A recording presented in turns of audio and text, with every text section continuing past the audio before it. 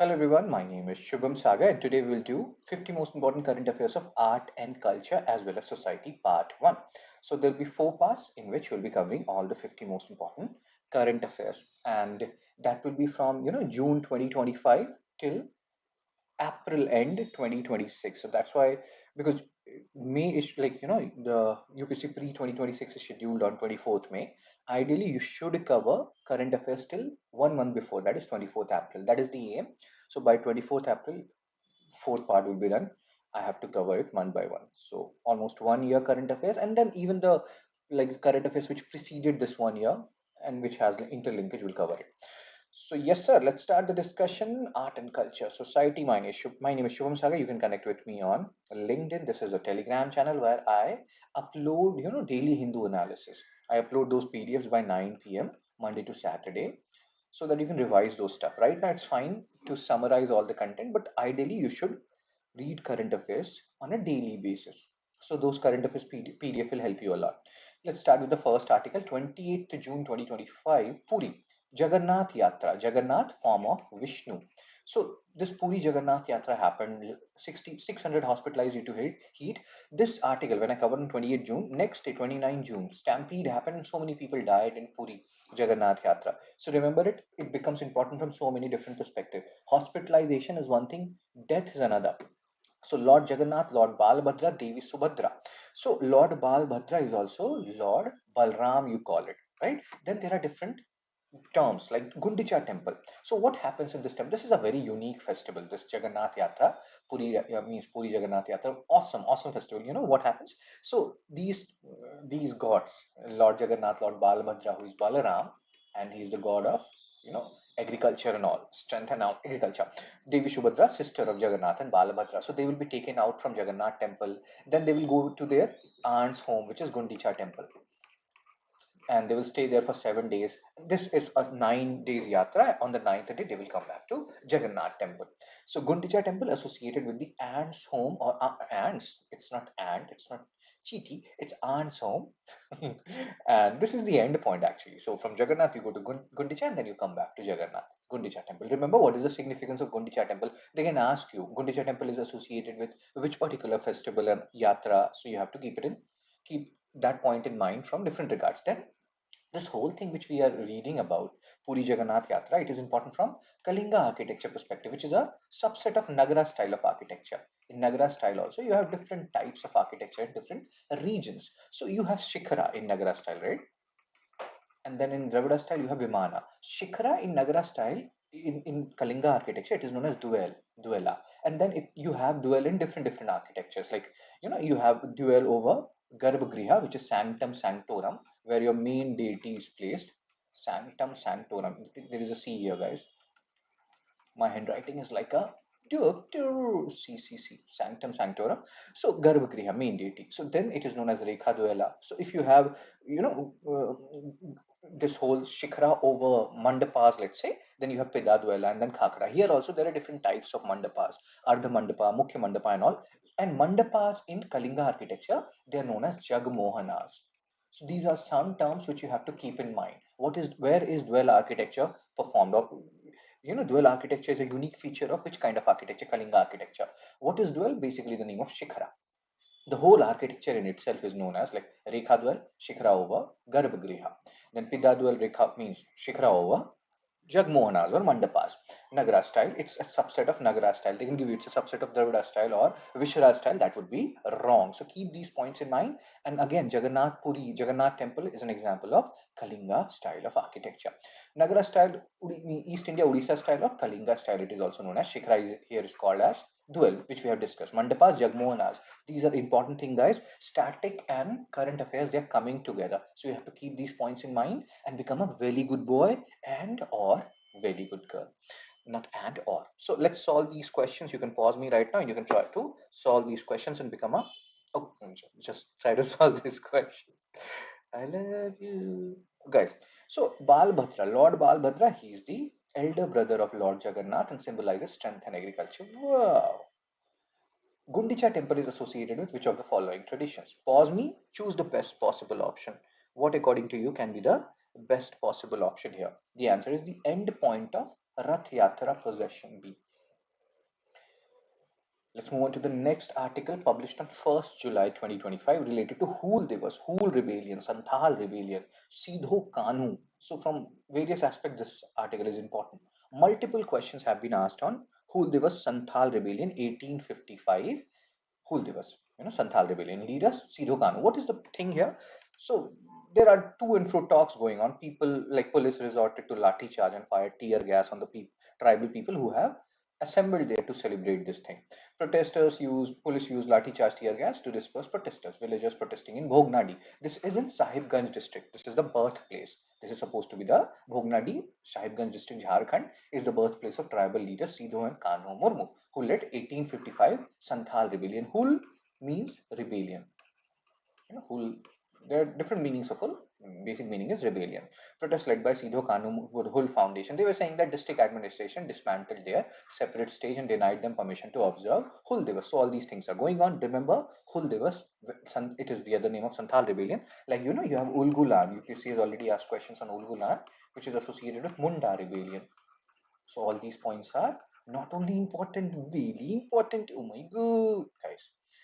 Police justification. Police are saying that mild lathi charge was ordered after villagers attacked police using bows and arrows. So again, people are different leaders. They're saying different stuff. You can have a look at it in your own free time. Consider the following statement related to Santhal or Hul rebellion of 1855, led by Sidho and Kanu Murmu. Very correct.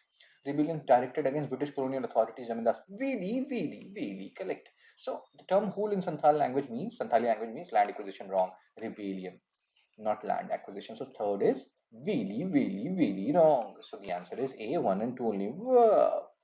With reference to Bhognadi village, consider the following statement. Birthplace of tribal leaders Sidho and Kanu Murmu.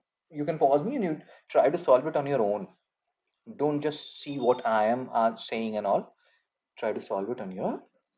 Okay. So it is the birthplace. Yes. It is located in Dumka, not Dumka, Sahibganj district. If you go back, you will realize what we were discussing. Not Dumka district, Sahibganj. These are small, as Shaktiman would say, choti choti magar moti baatein. That means small, but very important stuff. So second becomes wrong. You got the answer. The answer is B. 1 and 3 only. Holds historical significance for Santhal rebellion. Good question, actually. People may bypass this. They feel like all the statements are correct. So, yes, sometimes you have to remember the district also. Hool Divas commemorates which of the following historical event? And the answer is, and the winner is B. 1855 Santhal rebellion against the Britishers. Woo! PYQ asked by UPSC in 2018. After the again, here you have to use some of your pre-existing knowledge. This can happen in UPSC also. Anything and everything related to Santhal rebellion is important now. It's anyway important, but now it is more important if it is there in current affairs as well. Okay. So Santhal rebellions, the territories called Santhal Parganas were created, correct? So what happened after the Santhal uprising? Like tribal lands were getting transferred to non-tribal people, and that was the major cause, whom they called Dikus or outsiders. So they created territory, Santhal Parganas, via Santhal Pargana Tenancy Act. And they said that, Santhal land or tribal land will not be transferred to non-tribal. This has become a reality in so many different regions in current India as well, right? Similar thing happened after Ulgulan or Munda rebellion. There was another Tenancy Act which was passed in that region also. So yes, both the statements are correct. Santhal Pargana territories were created under Santhal Pargana Tenancy Act. It became illegal for a Santhal to transfer land to a non-Santhal. Both the statements are correct. The answer is C, both 1 and 2. Now, this is again a tricky question where again you have to use some of your pre-existing knowledge, and this is also a PYQ asked by UPSC in 1999. You can see it here. The correct chronological sequence, and history is more or less static, art and culture and all. So you have to like balance it out, guys. What is the order? Indigo Revolt, which is now here everything. You see these options, all these rebellions are important now. Santhal we are anyway reading right now. So 1855. We know Mutiny of Sepoys 1857. So we know it has to be 2-4. Where is 2-4? You have 2-4 in C and D, right? Deccan Rights around 1870s, 1875 around. So that means you have to have 2-4-3. 2-4-3 in both of them. Indigo Revolt around 1858-59. So that means you have 2-4-1-3. So the answer is D. Good question, tricky question. Now revise all these rebellions and all these revolts. They're all equally important. 7th July 2025, third article of the day related to Bhakti movement, related to Lord Vittal. Lord Vittal is Vishnu, Lord Vishnu. Virupaksha is Shiva. And then there is Pandharpur. Pandharpur, region in Maharashtra where Lord Vishnu is celebrated. There are Varkari sects, the Harkari sects, who are devotees of Lord Vitthal and Pandharpur. And again, these are Marathi, like they also celebrate Marathi saints like Tukaram, Gyandev and all in this whole festival. And Asari Ekadashi, so 7 July, Pandharpur Yatra, we call it. And they have their own, like Marathi hymns, which are known as Abhangas. Then you have Abhangas, they are Marathi Bhakti hymns. Then you have Vachanas, which are the hymns of Veer Shaivas or Pashvanas, like, Veer Shaivites, who are the followers of Basvanna. Lingayats, they are also known as. So these terms, they are actually very important. Abhangas, Vachanas, Vitthal, Virupaksha. And this whole festival, this Pandharpur Yatra is so unique that here it doesn't matter which religion you belong to. Hindu, Muslim, anyone and everyone, they come and they take participate in these yatras. Just like you have Sufis and Zarga, anyone and everyone goes. I was currently doing Hindu analysis where, Char Dham people, and there's so many pilgrim places or Hindu pilgrim place, which they are saying that it will not be open to non-Hindus. Pandharpur Yatra is not like that. It is open for anyone and everyone. And again, promotes India's secularism. Pilgrims known as Varkaris carry palkis, bearing the wooden sandals, padukas of saints like Dhyaneshwar and Tukaram, who are Marathi Bhakti saints, singing Abhangas and hymns. So Abhanga, Marathi Bhakti hymns, or Marathi hymns, and Vachanas, Kannada hymns are associated with Veer Shaivas or Lingayats. Remember these terms. Breaking caste, creed, and social barriers, all participants are revered as Molly, fostering unity through devotion and warfare. Awesome, awesome festival, this Pandharpur Yatra. Remember it? Remember all the terms, tricky terms which I have told you. The Yatra culminates, again, they can ask you, they can tell you that this whole Pandharpur is related or located on some, they will give you good, any river, Mahanadi Godavari, Krishna river, or something like that. So no, Bhima, Chandrabhaga river. Remember these facts, they are important. War embodies the bhakti, spirit, equality, devotion, communal harmony, which we so need at this point of time, because there are so many entities which are trying to divide us one way or the other. Cool. So living heritage, again, you can read all these things in your free time. Hope you understood the basic rationale here, the terms Abhangas, Vachanas, Vitthal, Virupaksha, if you see. And that's why sometimes you have to read NCRT. I will tell you, this is a humble request to you people, guys. Bhakti movement is very important. Like, you have Buddhism, Jainism, same way Bhakti movement. So there are two chapters which you have to read. Class 7, chapter 6, class 12, chapter 6 of your NCRT. Our past, which was rationalized in 23-24. They are very important chapters, covers like Basvanna's Veer Shaivism, you see, and their hymns are known as Vachanas. So class 7, chapter 6, very important. And then Bhakti movement in the Deccan and South. So here, Abhangas, Marathi devotional hymn. So I've covered in my History through NCRT series, where I'm covering all these chapters, History NCRT chapter from class 6 to class 12. So either you can read it on your own or you can join my History through NCRT series. It's totally your call. The thing which you have to keep in mind is please revise class 7, chapter 6, class 12, chapter 6. No source. I had history optional. I have taught history for a very long period of time, apart from teaching current affairs. So I'm telling you, no, there are no better source for Bhakti movement than these two chapters of NCRT, guys. So revise them thoroughly. You will thank me later. Very important chapters. Cool. So Abhangas, Marathi hymns, Vachanas, Veer Shaivas hymns or Lingayats hymns, Vitthal, your Vishnu, Virupaksha, Lord Shiva. Remember these terms, they are important.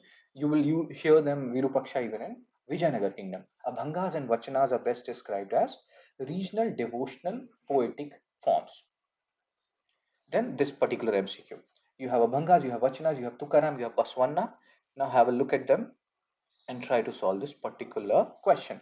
So Abhangas, Marathi, Vachanas, Kannada, A to B1, A to B1. So now you're left with A and C. Sant Tukaram, Varkari tradition, Bashwanna, Vachana movement. So you are left with C4D3. Answer is A. These are good questions. These are good questions, conceptual questions. Fourth article, nearly 600 Eklavya students cracked ITJ in it, say tribal affairs minister. So you have Eklavya model residential school, which was established around 97, 98. And the aim here is to give free educations to SC students, scheduled tribe students from class 6 to class 12. High quality education, residential facility will also be provided. Just like, you have Kendriya Vidyalaya, or not even Kendriya Vidyalaya. You have, I will just show you something. Yeah, Navodaya Vidyalayas. Like why I was saying that it is not Kendriya Vidyalaya, because my mothers, like my mama, my mother's brother, he has studied in these Navodaya Vidyalayas and they are actually very good. So these Eklavya schools, they are designed similar to Navodaya Vidyalayas. And many of these students, they are like doing awesome. See, ITJ in it. Please remember one thing. In Eklavya schools, it's not like all 100% students are tribals. Around 80-85% students, they are tribals, PVTGs, particularly vulnerable tribal groups. 10 to 15% are from other categories. These are the students who will get free education. Maybe those 10-15% they have to pay something. So don't get misguided by the fact that all students in Eklavya model residential school are tribal students and all. No, the aim is to include as many as possible from tribal background. So nearly 600 students from EMRS across 12 students. You can see all these things. So they have clear ITJ, mains, advanced, NIT, and they are from different states. And they are covering tribal students, PVTGs, particularly vulnerable tribal groups. There are different conditions to be called PVTGs. UPSC has already asked PYQ on PVTG. Odisha has maximum number of PVTGs. So scheduled tribes, they are vulnerable. And PVTGs, they are the most vulnerable among the vulnerable lot. So we are understanding. First time such data on EMRS students have been compiled and success is attributed to NEST. What is NEST? This is an organization which has been created to manage Eklavya School, National Education Society for Tribal Students. Remember these words, they are important. Flagship scheme of Tribal Affairs Ministry, EMRS, free high quality education ST students from 6 to 12, reduced dropout rates. They have residential facility like Navodaya Vidyalayas, and again you can see this started in 97-98, NEST, National Education Society for Tribal Students, to oversee and centralize, as we have just discussed. You can read it in your free time. PVTGs, tribal students, PVTGs, they're also like, PVTGs, most vulnerable among the all tribals people which are there. Pre-agricultural, not all scheduled tribes will be PVTGs. There are prerequisites. There are certain scenarios, 5 scenarios. You see, their agricultural activities or their livelihood practices rather, it's mostly around hunting, gathering, low literacy rate, small population, backwardness, or isolation. So then you'll be called PVTGs. They're not there in all states of India, guys. Remember these facts. They are there in 18 states and one UT, Andaman and Nicobar. 75 PVTGs, highest in Odisha. So these are some facts which are important. Since UPSC has already asked PYQ and PVTGs, you have to be very wary of it. Now let's solve some MCQs, good, high quality MCQs. So which of the following criteria are used to identify PVTG? Pre-agricultural level of technology, correct. Low literacy rate, correct. Rapid population growth, wrong. Low population growth. So third, eliminate. The answer is A, 1, 2, and 4. Good question. You should know these facts. Which of the following statement is or are true about PVTGs? Identified in all Indian states, wrong. Eliminated, you got the answer B, 2. We have just seen not all Indian states, 18 states and 1 UT. So these are facts which you have to keep in mind, B. Then Eklavya model residential school designed primarily for STs. B. You can pause me, you can solve these questions. Try not to see the answer. Fifth article, Temples of Social Justice, 21st July 2025. So what happened? In southern states like Tamil Nadu, people, the states are diverting, funds which are there for temples for educational purpose and all. And that raises the question whether it should be allowed or not, whether this is correct or not, it should go on or not. So that leads us to Justice Party and all, and what happened in the colonial India. Temples of social justice. What is this whole issue? Political controversy emerged. What is your view on this? If you have any view that whatever Tamil Nadu is doing here is correct or wrong, you can post it in the comment section. So a political controversy emerged. Diversion of temple funds for building colleges. So there's a history here. 1817, before 1857 revolt, East India Company, they introduced this religious endowment and escheat regulation to regulate religious endowment, how these religious money will be used. Escheat is what? Let's say I did not marry, I died without any natural heir, and there is no clear rule that who will be getting my property, then it will go to the government, that is escheat. I died without any natural heir. So how will these properties be regulated? Because now 1817, 1857 revolt happened. Britishers, they realized that these religious interference was one of the major reasons. So they were like, no, no, no, we are not going to interfere. You do whatever you want to do. But however, secular aspects like these temples remain under government provision. See, understand one thing: Southern India and Northern India, they're very different. In Southern India, around Sangam age, I keep on telling you people that in Northern India, you had from Vedic period onwards, later Vedic period onwards, you have this vertical division: Brahman, Kshatriya, Vaishya, and Shudra. In southern India, around Sangam age, 300 BC to 300 AD, roughly. So you have society divided into different on horizontal basis. I will tell you Kulinji Mulai, Marudam, Niyadar, Palai. So based on which kind of land you were living in, Marudam, agricultural land or what, society was divided, horizontal division. Later on, even in southern India, society got divided into two parts, Brahmanas and non-Brahmanas. And then many seats, educational jobs, and all those things were majorly acquired by Brahmanas, which led to emergence of Justice Party in 1916. They talked about these things that non-Brahmanas representation, Justice Party, Mudaliar, T. Natation, and all. So you can see the founder name, and there was one leader. He was not very happy with the Justice Parties and their working, which was he was known as Periyar. So he found self-respect movement in 1925, and this self-respect movement later on led to the path of, or later on, led to the emergence of Dravidian politics, DMK, AIADMK, and all those things. This is basically about increasing the representation of non-Brahmanas. So this whole secular aspects, that temples, money, how it will be, religious endowments, how it will be used, it was a serious issue in southern India, especially because there is a tussle, Brahmanas versus non-Brahmanas. 1920, Justice Party formed in 1916, came to power, and they introduced this bill, this whole bill number 22, to regulate temple endowments. 1925 law enacted, surplus temple funds can be used for secular purpose. If you ask me, I support this. I personally feel yes, because in earlier periods, around temples only, so many things used to emerge. Towns used to emerge around temples. They were education. They were not only religious centers, educational, cultural centers. So it's not only about religion per se. It's about so many different things at so many different levels. So yes, and then 1925 law enacted. Then there was another act which was passed in post-independent India, Tamil Nadu religious and charitable endowments. You can see this, Hindu religious and all, and they allowed this, that yes, it can be used. We're not doing anything wrong. It's not used for corruption. Transferring surplus temple funds for secular purpose, education. It will help, right? And temples have historically received large endowments. And you can see all these things. So 1959 Act has been upheld by constitutional courts. So up until now, it's not like no. Temple money should be used for only temple related activities. That has not been the case. So you can post your views in the comment section whether you agree or disagree. Pre-colonial users, you can read all these things. 20th century self-respect movement, blah blah blah. Emphasize temple regulations as vital for anti-caste reforms. They place priests coming from backward classes. So it's a very touchy issue in southern India. Brahmanas versus non-Brahmanas. In that regard, also you have to see this whole issue. This author of this editorial, he was saying that diverting surplus temple funds is legally valid. You may disagree or whatever. There can be a different view of yours, because we are currently living in a very religiously charged atmosphere. There was one notice by somewhere, I think UP only, that from 5 a.m. some Hanuman Chalisa will be sung and all. So there was one comment in the downward section, like whether it will solve all the health, education, and all those related. So I don't want to comment anything on it.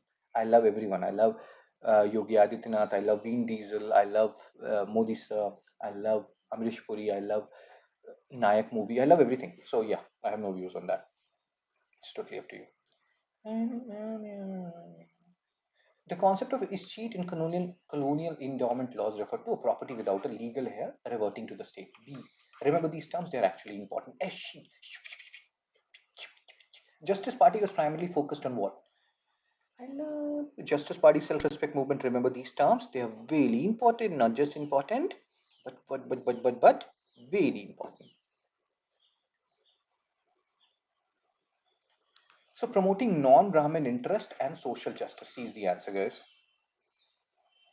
Next article, sixth article of the day, celebrating Varaha Jayanti on August 25, Maharashtra minister. So what he is saying, Varaha Jayanti, third avatar of Lord Vishnu, incarnation, and it is there in Udaygiri caves near Vidisha, Varaha. Varaha Jayanti, there is Varaha caves in Udaygiri. There is another Udaygiri caves which is there in Odisha. So these are two different caves, guys. Varaha caves, Varaha Udaygiri caves, they are not in Odisha. Udaygiri Khandagiri caves, they are related to Jainism. They are there in Odisha, which is also associated with Hathi Gumfa inscription of Kharavela. So remember these differences, I will tell you. So Maharashtra Minister Nitesh Rane, and when was this news published? 21st August. He is talking about celebrating 25th August as Varaha Jayanti again. And he wrote a letter and he's telling that we should know about, there should be special lectures on Varaha Bhagwan, Varaha wild boar, third incarnation of Lord Vishnu. Let me show you Varaha avatar. So you see this? This is Lord Varaha. Varaha. Guys, be serious. I will kill you all and eat you alive. if you do mischievous activities. So Udaygiri, Vidisha, Madhya Pradesh, it is located in, and here you have Varaha caves. Houses the we have seen that Bohr panel, and he saved Earth. He lifted the Earth up from the cosmic ocean, believed to be created during Gupta period. Udaygiri caves near Vidisha. Please remember, this Udaygiri caves in Vidisha, Varaha Avatar, is different from Udaygiri and Khandagiri caves in Bhubaneswar, which is associated with King Kharavela, which is much older than the Udaygiri caves. Like, the whole architecture here is much older. It is in the BC period, you know. So when Sangam age was going on in southern India, in Odisha, you have this King Kharavela of Mahamegha Vahana dynasty, Hathi Kumpha inscription, Kharavela, mostly Jainism. And that Udaygiri caves in Vidisha, Madhya Pradesh, mostly Hinduism. So do remember the religious affiliation also. Famous Varaha panel. Pause me and try to solve this question like a good boy or a good girl. Whoa, I love you. Na upiriya dipo ina. So, famous Varaha panel depicting Vishnu rescuing the earth is located at Udaygiri caves near Vidisha. Wow. Hathi Kumpha inscription, major source for early Indian history, is associated with Kharavela. Adi Karma Yogi initiative to put tribal change leaders through their paces at a no. Okay, seventh article published on 27th August. Adi Karma Yogi. So what are these Adi? What is this Adi Karma Yogi initiative? It is, it's an initiative under Dharti Aba. There is a big scheme of government. Big scheme. No, there's an awesome scheme of government. Dharti Aba Janjatiya Gram Utkarsh Abhiyan. It was launched on October 2, 2024, birthday of Gandhiji, which is again under this, and Dharti Aba Janjati Gram Utkarsh Abhiyan is for ensuring that whatever tribal initiatives are being launched, they're reaching the tribal sections, And under this DAJGUA scheme, Adi Karma Yogi initiative has been launched in September 2025. It was talked about in August, launched in September 2025. And it wants to create tribal leaders within villages, tribal villages, so that they know. And they want to, inculcate these leadership spirits by different activities, fish ball, blah, blah, blah. 20 lakh change leaders. So the basic aim is to create tribal leaders rather than looking outside. You solve your problems within your own community. 20 lakh change leaders in tribal villages via this particular initiative. Whereas under Dharti Aba, launched by Ministry of Tribal Affairs. Oh my God! Look at this, article, as Nicki Minaj would say. Nicki Minaj, not for you people, guys. I urge you people, till the time you become adult, 18 plus, you people should not hear any song of Nicki Minaj or watch her video movies. So core approach, training programs, lighting candles, role play, cognitive group tasks, again, to ensure that you know how to solve problems. Solutions come from within. Don't dwell on problems, blah, blah, blah. You can read all these things in your free time, guys. So rationale originated, again, training structure. So there'll be structure at state, district, block level. Training will cascade down to 20 lakh village officials. What is the vision 2030? As we want to become Viksit Bharat by 2047. So there is a village vision 2030 under also this Adi Karma Yogi initiative. Each of 1 lakh target villages in over 550 districts will prepare a village vision document for 2030. Wow! Modi sir, Modi hai to mumkin hai. 1 lakh Adi Seva Kendra. And you can read all these things. What are they doing? Lighting the candles, positivity. Darkness will be removed because Modi sir is here. Fish ball exercise. Participant imagine being fish in a ball to know each other but better. They will come together, fish kissing each other. These guys, they will hug each other. Village role play. Villagers.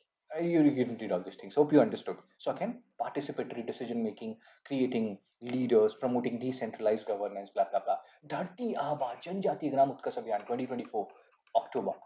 Name Dharti Aba is the title for Birsa Munda. Munda Rebellion, Ulgulan. Solve UPSC on Ulgulan. So again, ensure. And what is the aim of Dharti Aba Janjati Gram? Government launches, like right now the government has reduced the frequency. There was a time around 2014, 15, 16 when Modi sir every day, every other day will come with 2, 3 schemes and all.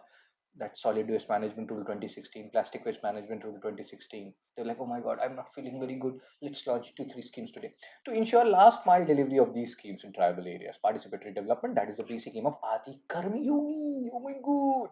Guys, please be serious, okay? Consider the following statement about Adi Karmayogi. Launched by Ministry of Wrong, Ministry of Tribal Affairs, eliminate one. So the answer is B2 and 3 only. Wow. Guys, B2 and 3 only. Dharti Aba Janjati Gram Utkarsh Abhiyan officially launched on 2nd October. Very correct. Program received Union Cabinet on this. I did not tell you that. So again, if you make mistake here, that's totally fine. Approval in September. That is also correct. Again, I can understand if you're getting this question wrong. So second is also correct. Dharti Aba refers to Birsa Munda. That is also correct. Wow. So we know 1 and 3 has to happen. So if 1 and 3 has to happen, we are not sure about second. Even then, you can solve this question by option elimination. What I mean is, we know.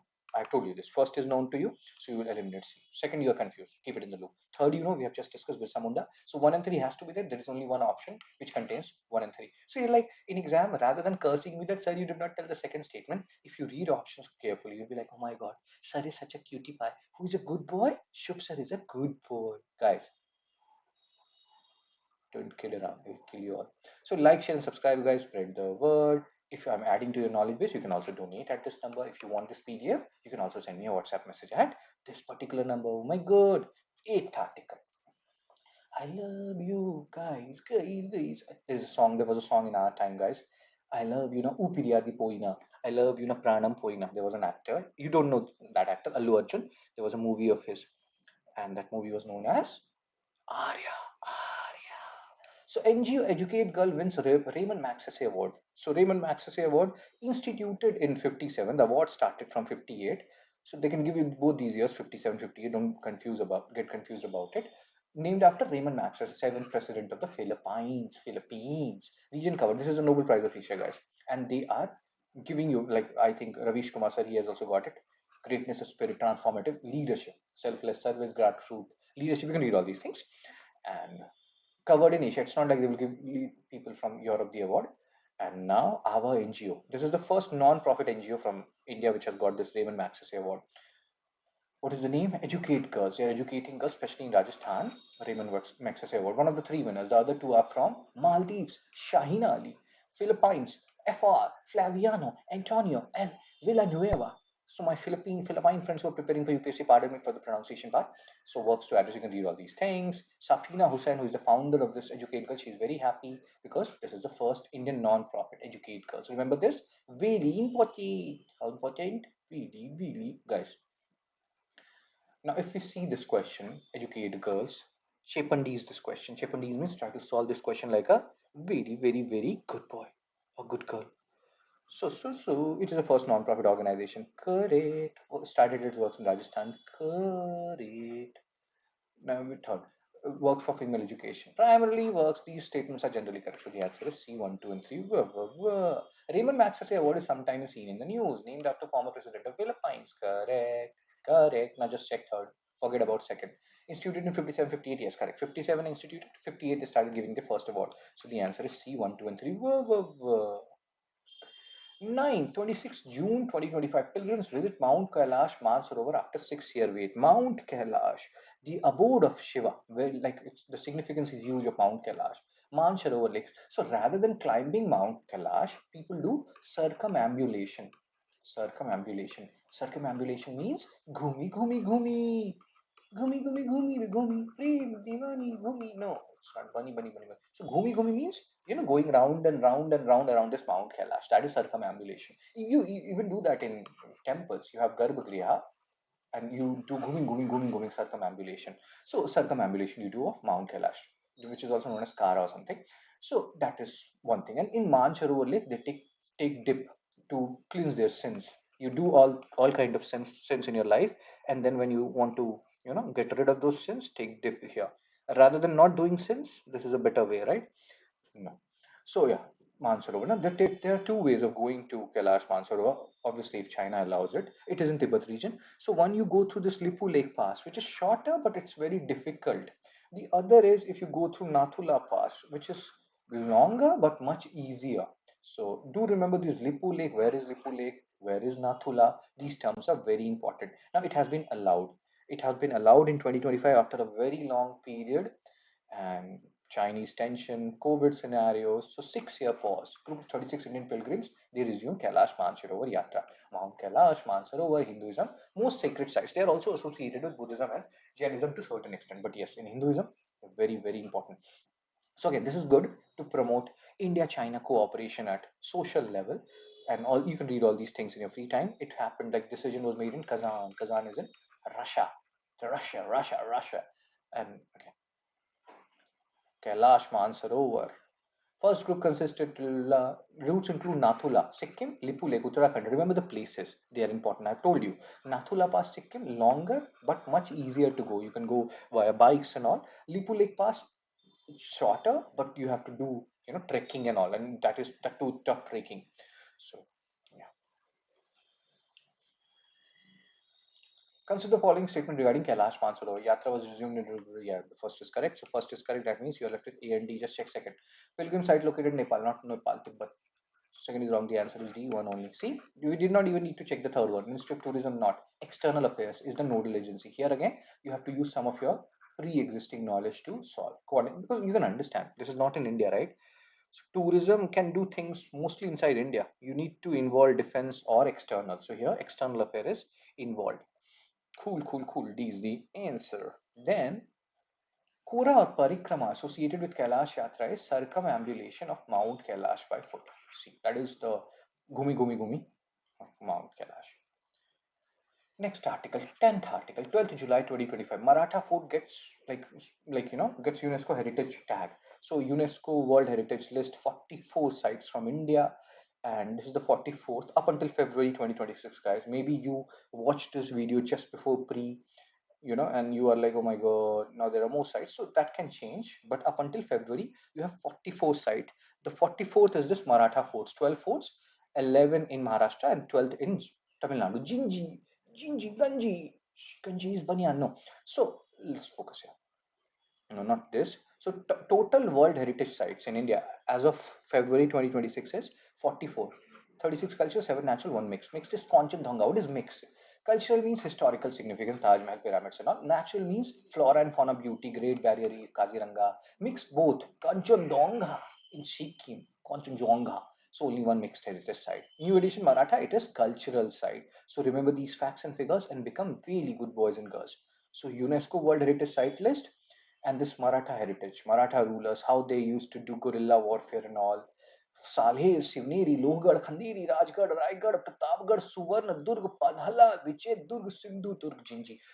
Jinji is in Tamil Nadu, one of like other 11 are in Maharashtra. So you try to see all these forts, but don't forget, they can ask you which of the 12 forts is in Tamil Nadu, Maratha forts, which has been inscribed under UNESCO heritage list. So remember that. And we have just discussed these terms. You know it, revise these things, they're very important. So recently inscribed Maratha military landscapes on the UNESCO World Heritage List comprises how many components? 12, 11 in Maharashtra, 1 in Tamil Nadu, Tamil Nadu. Which of the following forts included in Maratha military landscape is located outside Maharashtra? Jinji, Ganji, Banyan. Agar tum pehnoge rupa ka banyan, that means if you're wearing rupa's banyan. No, Jinji. Guys, where are you people going with this? Which of the following is a mixed World Heritage Site in India? Kanchandonga. Kanchanjunga, Kanchandonga. Which of the following is not a natural? Not a natural means cultural, they are asking, right? So, natural. Hampi, Vijayanagar Empire. Sangam Saluva, Tuluva, Ravidu, Vijayanagar, Hampi.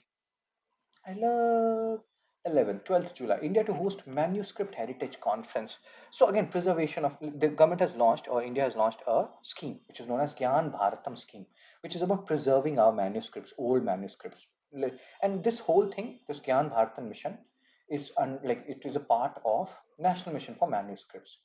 Central sector scheme means all the money will come from center under Ministry of Culture, announced in Union Budget 2025-26, but they will be covering the whole region, time period from 24 to 31. They have been allocated this much money. What is the basic purpose?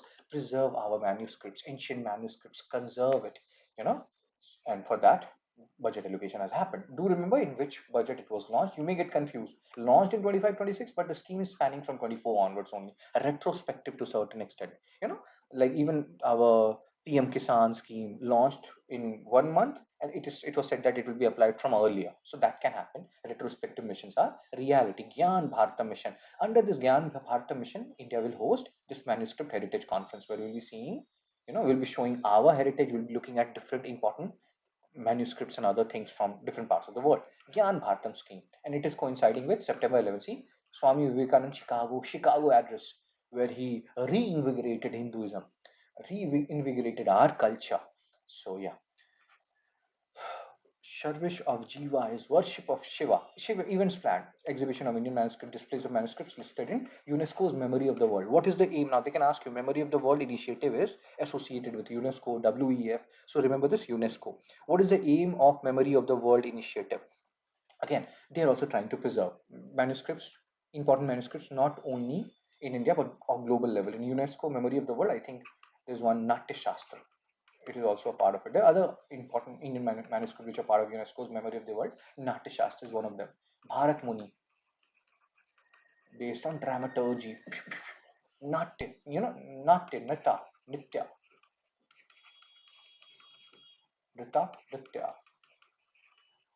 So Nrita, dance, Natya, drama.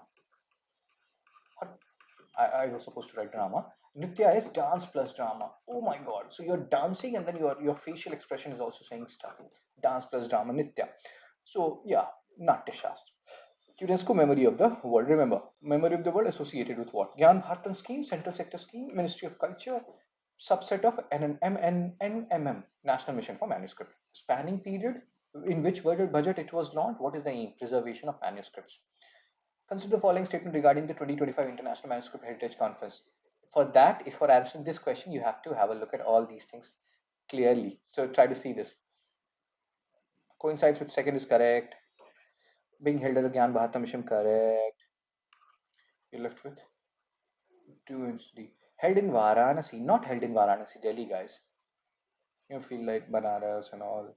So scheduled in Delhi. So first is wrong and the answer is Chepandis. No, the answer is not Chepandis. The answer is Beaver. Memory of the World program launched by UNESCO aims primarily to do what? Promote. You choose the best option. Best option. I love you. Safeguard oh my god. Documentary heritage of universal value. See. Natya Shastra, recently inscribed in UNESCO's Memory of the World Register, is primarily a text on dramaturgy and performing arts. See. 12th, 27th June 2025, Keeladi controversy. Keeladi is a place in Tamil Nadu, very close to Madurai. I'll show you. And what is the whole controversy? It is supposed to be an urban civilization during the period of Sangam age, but the people, they are unhappy, especially in Tamil Nadu, that central government or Archaeological Survey of India was not paying too much attention to Keeladi. So Keeladi controversy. We should know, where is Keeladi associated with what? Keeladi temple, Tamil Nadu began over a decade ago. K. Amarnath Ramakrishna, first he was transferred. His, research and all the things, excavation which he did using scientific methods was not taken seriously. So there are so many allegations and counter allegations. So this is a site associated with Sangam period, urban civilization, secular civilization. Not many religious artifacts we have found or artifacts we have found in this Keeladi. And secular civilization, many in Tamil Nadu viewed the discovery as proof of an advanced ancient Tamil civilization, and not only Tamil civilization, but an Tamil urban civilization located along Vaigai river. They can change the name of the river, guys. So remember these things; they're actually important. Sangam period, they're existing like Sangam age, 3rd century BC to 3rd century AD. Between that, they're lying. So this is the controversy. Ramakrishna sir, who was doing this excavation, he was transferred to Assam. Center delayed. ASI did not take proper interest in it. Then court intervened that Madras High Court said that the state archaeological department, they can continue this whole Keeladi project. 2019 Tamil Nadu government reported Keeladi as Sangam era urban settlement, 6th century BC to 1st century CE. Generally, if you read Upinder Singh Ma'am's Ancient and Early Medieval India, Upinder Singh, she is the daughter of Manmohan Singh. She talks about Sangam age from 300 BC to 300 AD. Dates generally vary, so don't worry about too much about it. Just remember, associated with Sangam age.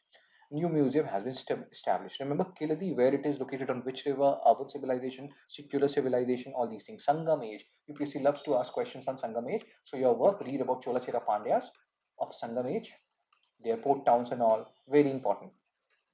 Then there was a term in Sangam age, Vata Kirutal. They used to fight a lot. And if a king has a back wound, that means he used to do fast until that, because back wound was considered disreputable. That means you were running away, and that's why you got a back wound. Vata Kirutal. So remember these terms, they're important. So other PYQs on Sangam age as well. Report submission January 2023. Ramakrishna sir submitted this page report. ASI hold the report. So you can see here, Tamil Nadu in general is not very happy with how this whole Keeladi excavation and has been carried out and what was government stance on it. Union Minister Gajendra Singh Shekhawat, he was saying that technical backing is lacking, or there's not enough technical evidence. So again, this will go to and fro.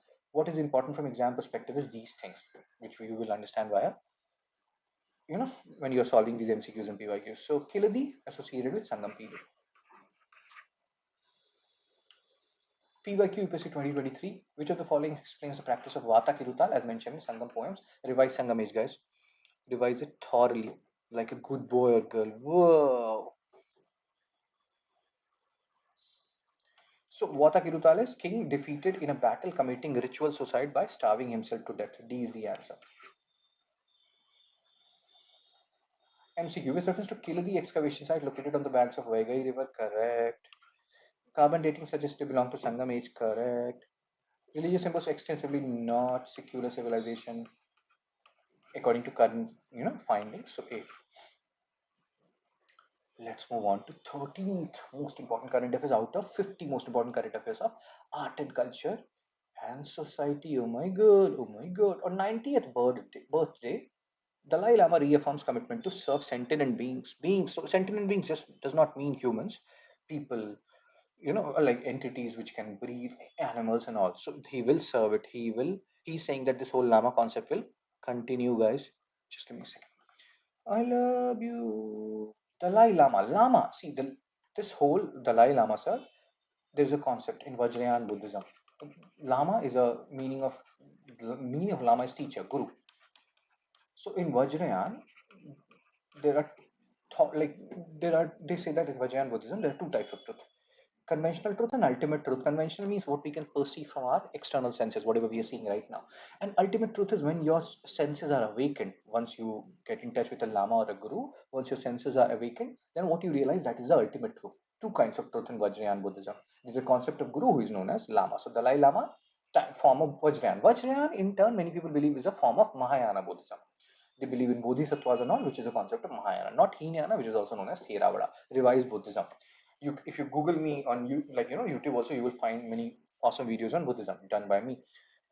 Guys, so representatives, so many people are coming here, and Dalai Lama sir is saying that the Dalai Lama institution will continue. He quoted Santi Deva's Bodhisattva Charya Vatara. So Bodhisattva, concept of Mahayana Buddhism, that tells you Vajrayana is a form of Mahayana Buddhism. Bodhisattvas, these are those entities who will delay attaining their own salvation and help others attain salvation and nirvana first. Concept of Mahayana Buddhism, not Hinayana. Remember these terms, important. So many people are present, and this happened during a time when India-China relationship were not very good. On 7 July, not very good, and so that's why you're seeing so many people. You're seeing, this Arunachal CM Pema Khandu sir and Union Minister Kiran Rijiju. You see this image? You see, Kiran Rijiju sir is here, and they are, so in a way they're sending a message, because Dalai Lama, his coming to India, it is said that it is one of the major reason why Indo-China war happened in 60s. I will show you that also. So Dalai Lama, Kiran Rijiju sir is saying living bridge between ancient wisdom, and again this was at that time, many people felt like this was done to incite China. That see, if you keep on doing stupid stuff, we will also not like we will also keep on giving more and more respect to Dalai Lama, whatever that means. Highlighted the global significance. Richard Gere, he is very much influenced by Buddhism. So yeah. Buddhism, Vajrayana school, two truths I've told you: conventional and ultimate truth. Conventional, whatever we are seeing from right now, like in our common sense, eyes, ears, and all. But when we are awakened, when we actually attain knowledge, proper knowledge, nirvana, then whatever truth we are acknowledging or getting, that is ultimate truth. These are like two truth concept associated with Vajrayana. The concept of Guru is there, who is known as Lama. So Dalai Lama, Vajrayana. When Dalai Lama fled to India, Mao Zedong was seemingly unhappy with the kind of reception Dalai Lama received in India. This led to a perception that India can be a threat to Chinese rule in Tibet, and that was one of the reasons why Sino-India War happened. So keep it in mind. Anything which we do to support Dalai Lama is not seen in positive or good regards by China. China captured Askai Chin, and why Askai Chin was very important for China? Because if you see the whole map, like this, so you see this Xinjiang province of China, and you see Askai Chin. So this Askai Chin in a way connects Xinjiang to the Tibet autonomous region. So that is the strategic significance of Askai Chin for China. So remember these. Very sparsely populated, and but still lots of significance for China when it comes to Askai Chin. Tibetan Buddhism, the term Lama refers to spiritual teacher or guide. C is the answer. Japanese. Which school of Buddhism is most closely associated with Dalai Lama? Geluk, branch of Vajrayana. Theravada is other name of the earlier version of Hinyan. This is the original school. We call it Orthodox school of Buddhism. To know more about these facts, you can revise Buddhism, guys. So C is the answer. Which one of the following describes best the concept of nirvana in Buddhism? PYQ 2013. Extinction of flame of desire. That is the basic concept of nirvana. Buddhism defines nirvana as free from desire, pain, pleasure, etc. Desire is never satisfied. Dada J.P. Vaswani, Google him. Who is he? He's saying that once we get one thing, we want more and more and more. Desire never ends. Another PYQ on Buddhism 2016. Concept of Bodhisattva central to Hinyan, not Hinyan, Mahayana. So eliminate first. You're left with B and C. Just check third one. Delay achieving his own salvation to help sentient beings on being their part to it. Yes, that's what we have discussed. So the answer is B. Revise all these static conceptual things, guys. Revise them. Like, share, subscribe, spread the word. You are your own competition. You're not competing with anybody else. Just try to be a better version than what you were yesterday. You can also donate if I'm adding to your knowledge base. And that's it from me. Take care. Be blessed. I will see you soon.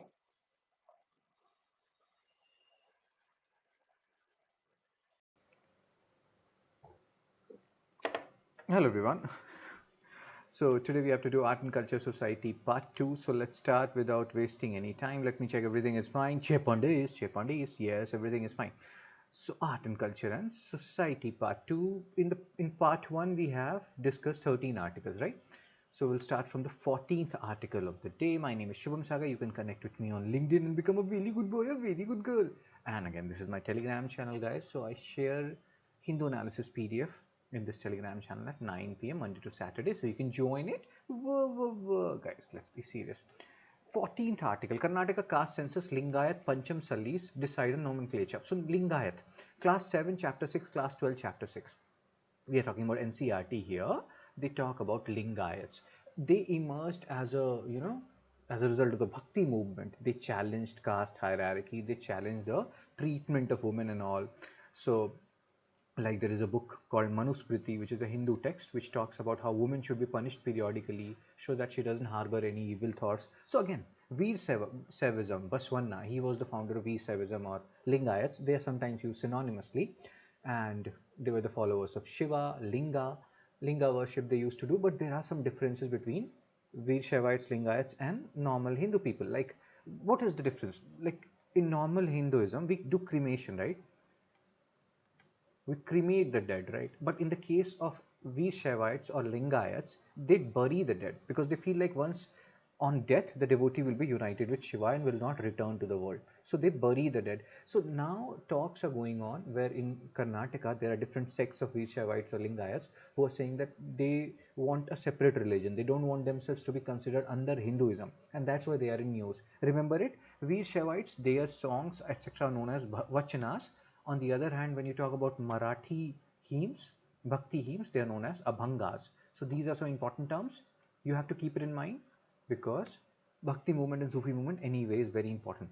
So class 7, chapter 6, class 12, chapter 6 of history NCRT, you can go through them for Bhakti and Sufi movement. It will give you a lot of conceptual clarity. So Lingayat Pancham Salis decide on nomenclature. So for now, these people are saying that, okay, we will put Hindu religion for the time being, but we will keep on having debate that we want a separate religion for Lingayats. So there were separate meetings which happened in Bangalore, Hubli and all, and they are talking about all these things. So hope you understood the basic rationale. We Shaivites, Baswanna is the leader or supposed to be the early leader of Veer Shaivites or Lingayats. Veer Shaivas, Lingayats, sometimes they are used synonymously. Sometimes it is also believed that, from Veer Shaivites,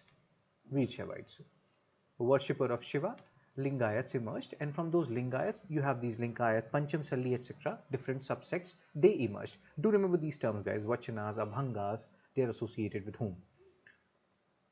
So we Shaiva religious reformist Shaiva sect, Lingayats, like we talk about Alvars, we talk about Nayanas, right?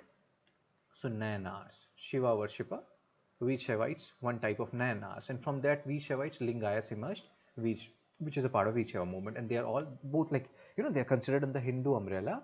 Hindu religion, because Lord Shiva is a Hindu religion, means Hindu deity, right? But now they don't like it because we have seen the difference. They are burying their dead rather than cremating their dead. They are attacking the caste hierarchy. They are attacking the caste system, condition of women and all, everything. So not everything, but you can understand certain areas they don't like. The one major difference, cremation and burying the dead. Okay, let's solve some question so that you can understand what they can ask, what UPSC can ask. Oh my god, what UPSC can ask and what you have to focus on. Which of the following is true about Veer Shaivas? Emerged in 12th century? Yes, this is correct. If you again you go to NCRT, you will see the 12th century witnessed the emergence of new movement. Even though let's say you are confused about that statement, let's have a look at this. Worship Shiva, that is correct. Second, we know it's correct. Eliminator. It strictly follows. It attacks caste system, right? So how does it strictly follow? If you again go back and if this third point you should know because it is written in class 7 chapter 6, class 12 chapter 6. You will see they question the theory of rebirth, they challenge the idea of caste, class 12 chapter 6. If you go to class 7 chapter 6, they argued strongly for equality of all human beings against Brahmanical ideas about caste. So this is one thing which you should know. So if you know for sure that they did not follow the caste hierarchy, so you will eliminate and you will get the answer A1 and 2, even though you don't know about 12th century. So that's how option elimination work, guys. And that's how you have to solve questions. Smart study, like hard study is fine, but smart study will carry you through Chepandis. Cheppu Cheppu. Oh my god, I sometimes get excited. Who among the following has been historically associated with Lingayat or Veer Shaiva reform movement? Bashavanna, Adi Sankaracharya, Advaita philosophy, Advaita Vedanta. Atman, Brahman, they are one and the same. That means Atman is my soul, Brahman is universal soul, and I am a part of Brahman. Atman is a part of Brahman, my soul is a part of universal soul, that is God. That means God resides within me, and that's why people like Swami Vivekananda, who followed Adi Shankaracharya and Advaita philosophy, which is actually a very famous philosophy, many people follow it. They said that service of Jiva is worship of Shiva. Ramanujacharya, Madhvacharya, Dvaita Vedanta, Vishishta Dvaita, there are different philosophies which you can read about. Consider the following statement regarding Lingayats and Veer Shaivas. Lingayat is entirely separate from Hinduism according to no, not all its followers. Some of the followers they say that we want a separate religion, not all. If all would have said that, there would not have been any debate, most likely they would have separated, right? So it's a debate which is going on. So first is wrong, you're left with B2 and 3. Even if you don't know anything about second and third, just by the first all and extreme statement, you can solve this question.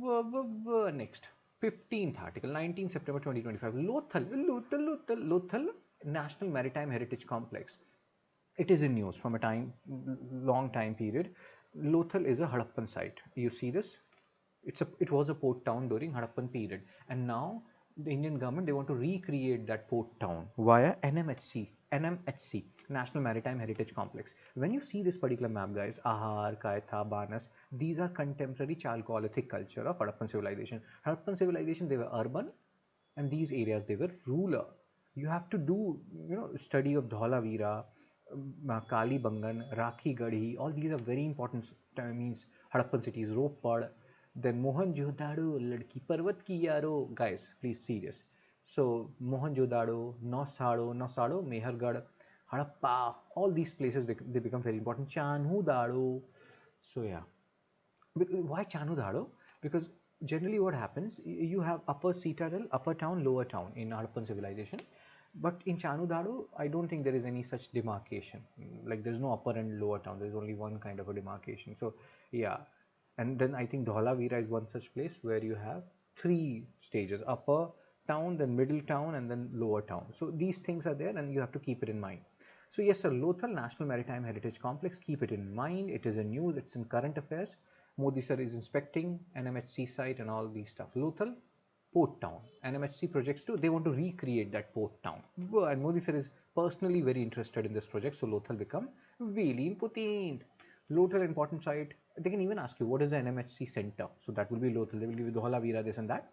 It's a prominent trading hub of the Indus Valley civilization. Next article, 16th article. If cricket is allowed, why not pilgrimage to Pakistan? So here there are 2 connecting articles, guys, and you have to study both of them together to understand this particular issue. So what is this issue? So this thing, there's this one article which appeared on 22nd September, right? There's another article which appeared on, I'll show you, 1st November. Both of them, like Dhurandhar Part 1, Dhurandhar Part 2. So when you read, once you read both these articles, you will get a closure.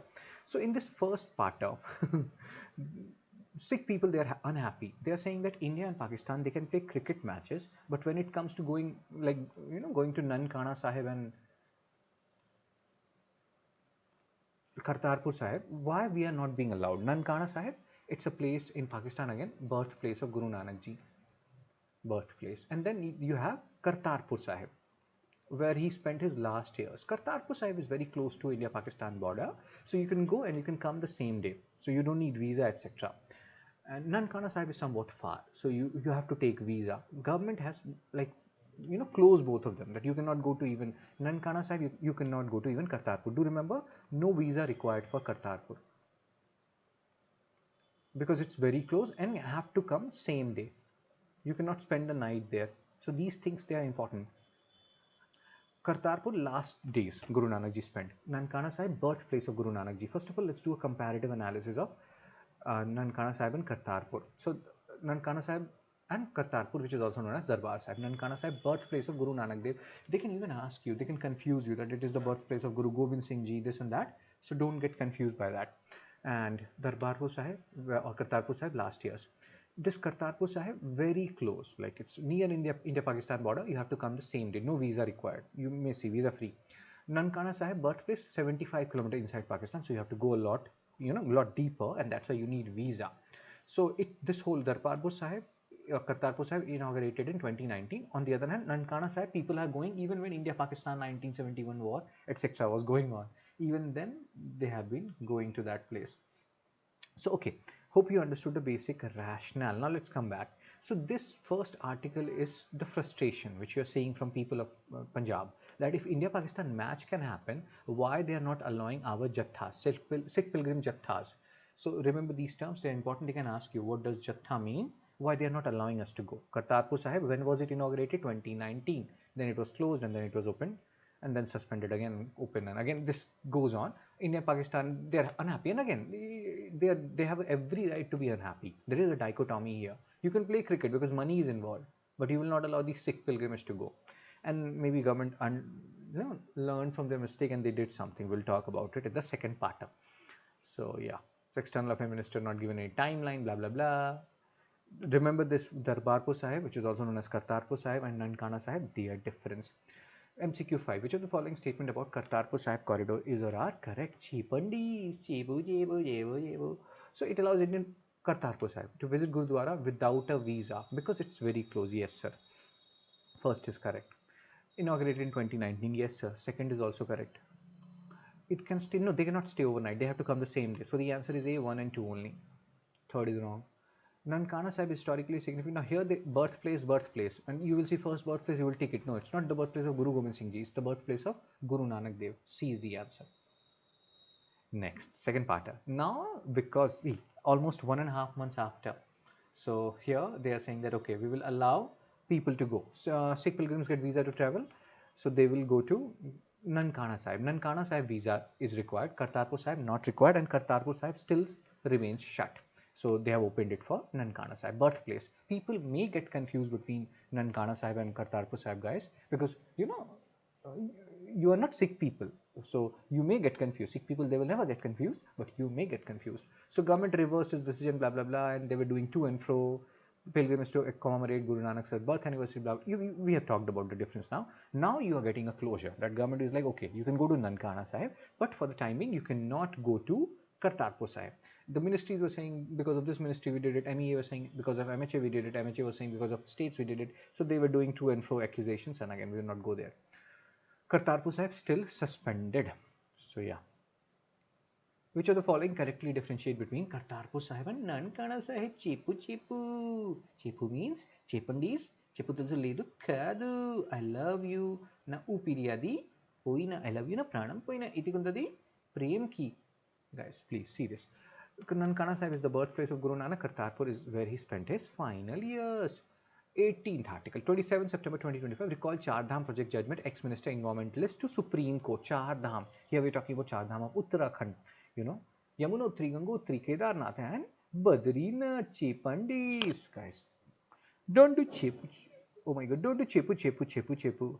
I love you. So what happened? See, earlier there was a judgment of Supreme Court that you cannot extend the roads beyond 5 meters. I will show you.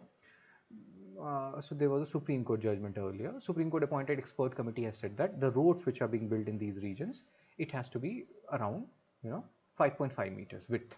The government ministries, they were like no 10 meter. Supreme Court was like no 5.5 meters. Then government put forward this Doklam standoff and all those stuff that it's a very sensitive area from defense perspective. We want to extend it.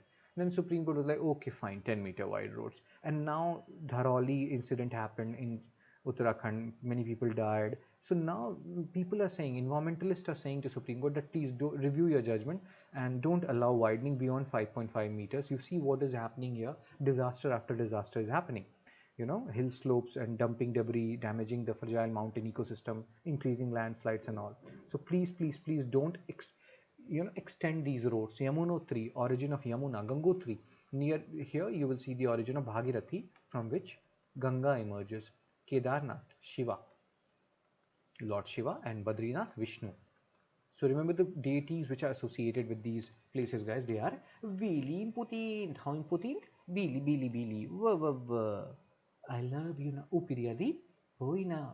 So expert committee, again you can read all these stuff. I have told you why Supreme Court changed their stance, because government was like this is a sensitive point, a region from defense perspective, so we need to widen the roads.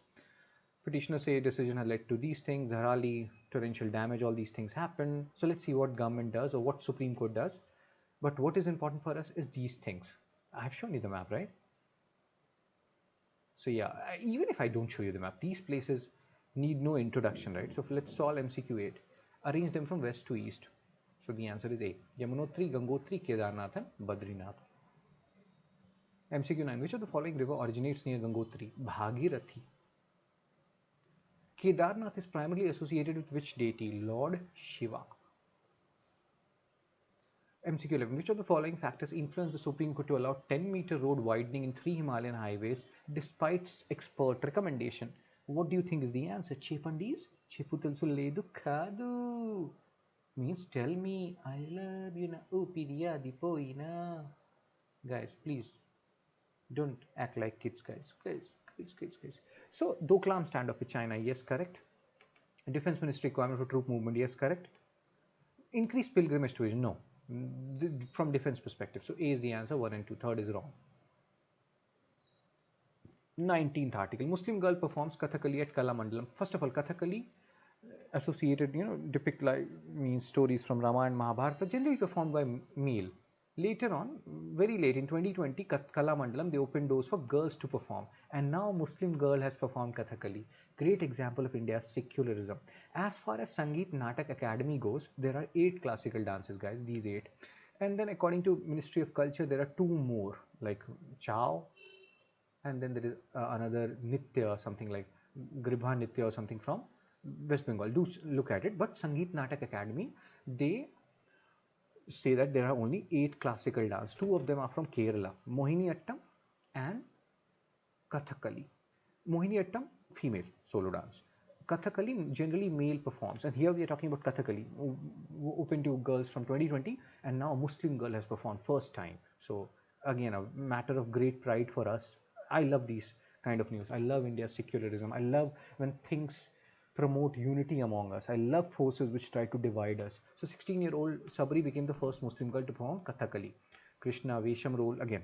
So here when you talk about classical dances, you talk about Natya, Nrita.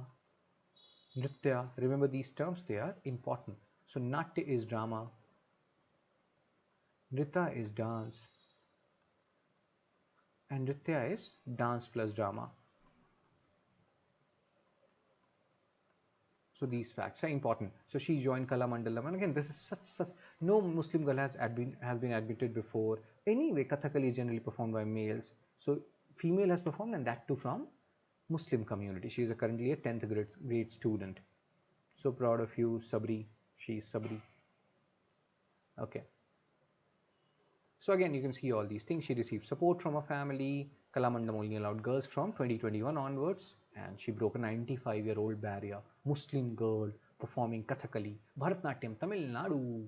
Rukmani Devi Arundel associated with Bharatnatyam, very famous. Kathak, Kathak UP, Kathakali Kerala. Kuchipudi, named after a village in Andhra Pradesh. So do read all these things, for they are inspired by Manipuri, Manipur, Odissi, Odisha, tribute to Jagannath temple, Vishnu. Mohiniyattam, Kerala, female. Kuchipudi, generally male. Sorry, Kuchipudi, I'm saying. Kathakali, generally male. Mohiniyattam, female. Satriya, Assam, associated with like Shankar Dev and his Vaishnavite monasteries, Kshatriya. So remember these dance form, they are really important. Gargaya, Nritya or something. Which of the following classical dances of India originated in Kerala? Not Bharatnatyam, other two. So the answer is A, 1 and 2 only. MCQ 13. Which of the following classical dances is exclusively devotional and associated with Vaishnavite monasteries? So again, I told you, Shankardev, Kshatriya. Kshatriya. Like, share, and subscribe, guys. Spread the word. Share Pandis. If I'm adding to your knowledge base, you can always donate at this particular number. Next article, 11th October 2025. Let's have a look at this. So, okay, just give me a second, guys. Hello everyone. So 20th article we are talking about Nobel Prize. Like, see, Nobel Prize related to physiology, medicine, physics, chemistry. We have discussed it in science and tech. Peace, Nobel Peace Prize, Nobel Literature Prize. Let's discuss it because the theme. Maybe UPSC will not ask you the name. Laszlo Krasna-Horkai. He got Nobel Prize in literature because he's a master of apocalypse. He writes about these things, wars, etc. And currently 2 wars are going on. At that time, 2 wars were going on: Russia-Ukraine war, and what was the other war which was going on? But again, Israel, Iran war, they always goes on, right? So again, Laszlo Krasna-Horkai, 2025 Nobel Prize in Literature. Let me show you this guy so that you can remember him. And then there's another person, this one guy, this guy. So apocalypse and all.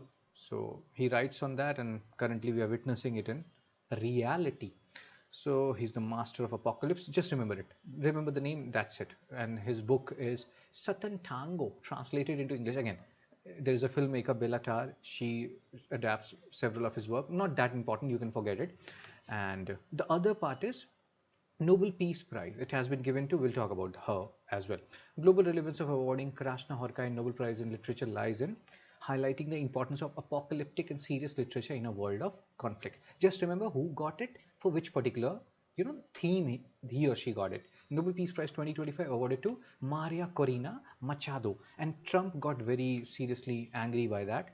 And Maria was like, I will give you my award, Trump, don't worry. Machado. So she's my good friend, and she was like, Doom Machado, Doom Machado, Doom is my favorite song. No, that's a lie. And I think she even went and gave her, showed her Nobel Prize to Trump. Trump is such a baby, man. Trump is not the only baby ruling this, like different countries, man. Again, not an only extremist. Let's focus. Maria Corina Machado. She is a activist from Venezuela, opposition leader. Very high probability she has a role to play in whatever happened in Venezuela. I'm not going there. But yeah, she got the Nobel Peace Prize. Maria Corina Machado. Maria Corina Machado, laureate of 2025 Nobel Peace Prize, is known for what? Chepandis, advocating democratic rights and peaceful transition in Venezuela. Next, 21st article, 11th October. 1,000 joined OBC rally in Nagpur against Marathas GR, government resolution. So there are Kunbi people in Maharashtra rather, who are agrarian community, who belong to agrarian community, and they are OBCs, right? And then there is another community, which is Maratha community. OBCs, they are Marathas, they are warrior class, Kshatriya basically, upper caste, warrior class. So now what has happened? Government has passed a resolution where they're giving these Marathas Kunbi status, OBC status, and that's why Kunbis are unhappy. They're like, okay, these Marathas who are warrior class, upper caste, they will be taking away our reservation, and that's why they are protesting. Thousands of OBCs protesters held a rally. Now, what is important here for you is to remember who are Kunbis, in which state you find, Kunbi community is. So Maharashtra government September 2 resolution allowing Maratha community to obtain Kunbi caste certificates. So Marathas warrior class upper caste, now they will be considered as OBCs. Not all of them, some of the Maratha community members. Kunbis are an agrarian, I've told you all these things. They are recognized as OBCs, giving them reservation benefits. OBC leaders, they are not happy obviously, Kunbi community, and they're like, we will organize morchas. It has become political in nature as well, and different political leaders, they are saying different stuff. We don't have to go into that. What is important here from pre perspective, Kundis, OBC, agrarian community of Maharashtra. Government resolution, Maharashtra resolution allows some Marathas to claim Kunbi certificate, thereby accessing OBC quota. So some of the OBC quota of Kunbis will be taken away by Marathas, and that's why protests are going on. Fear loss of reservation. The other people are saying that if you want to give them reservation, extend OBC quota to 42% as it is there in Telangana.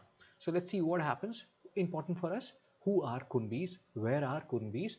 Located, and what is their grievance, or what are their grievances?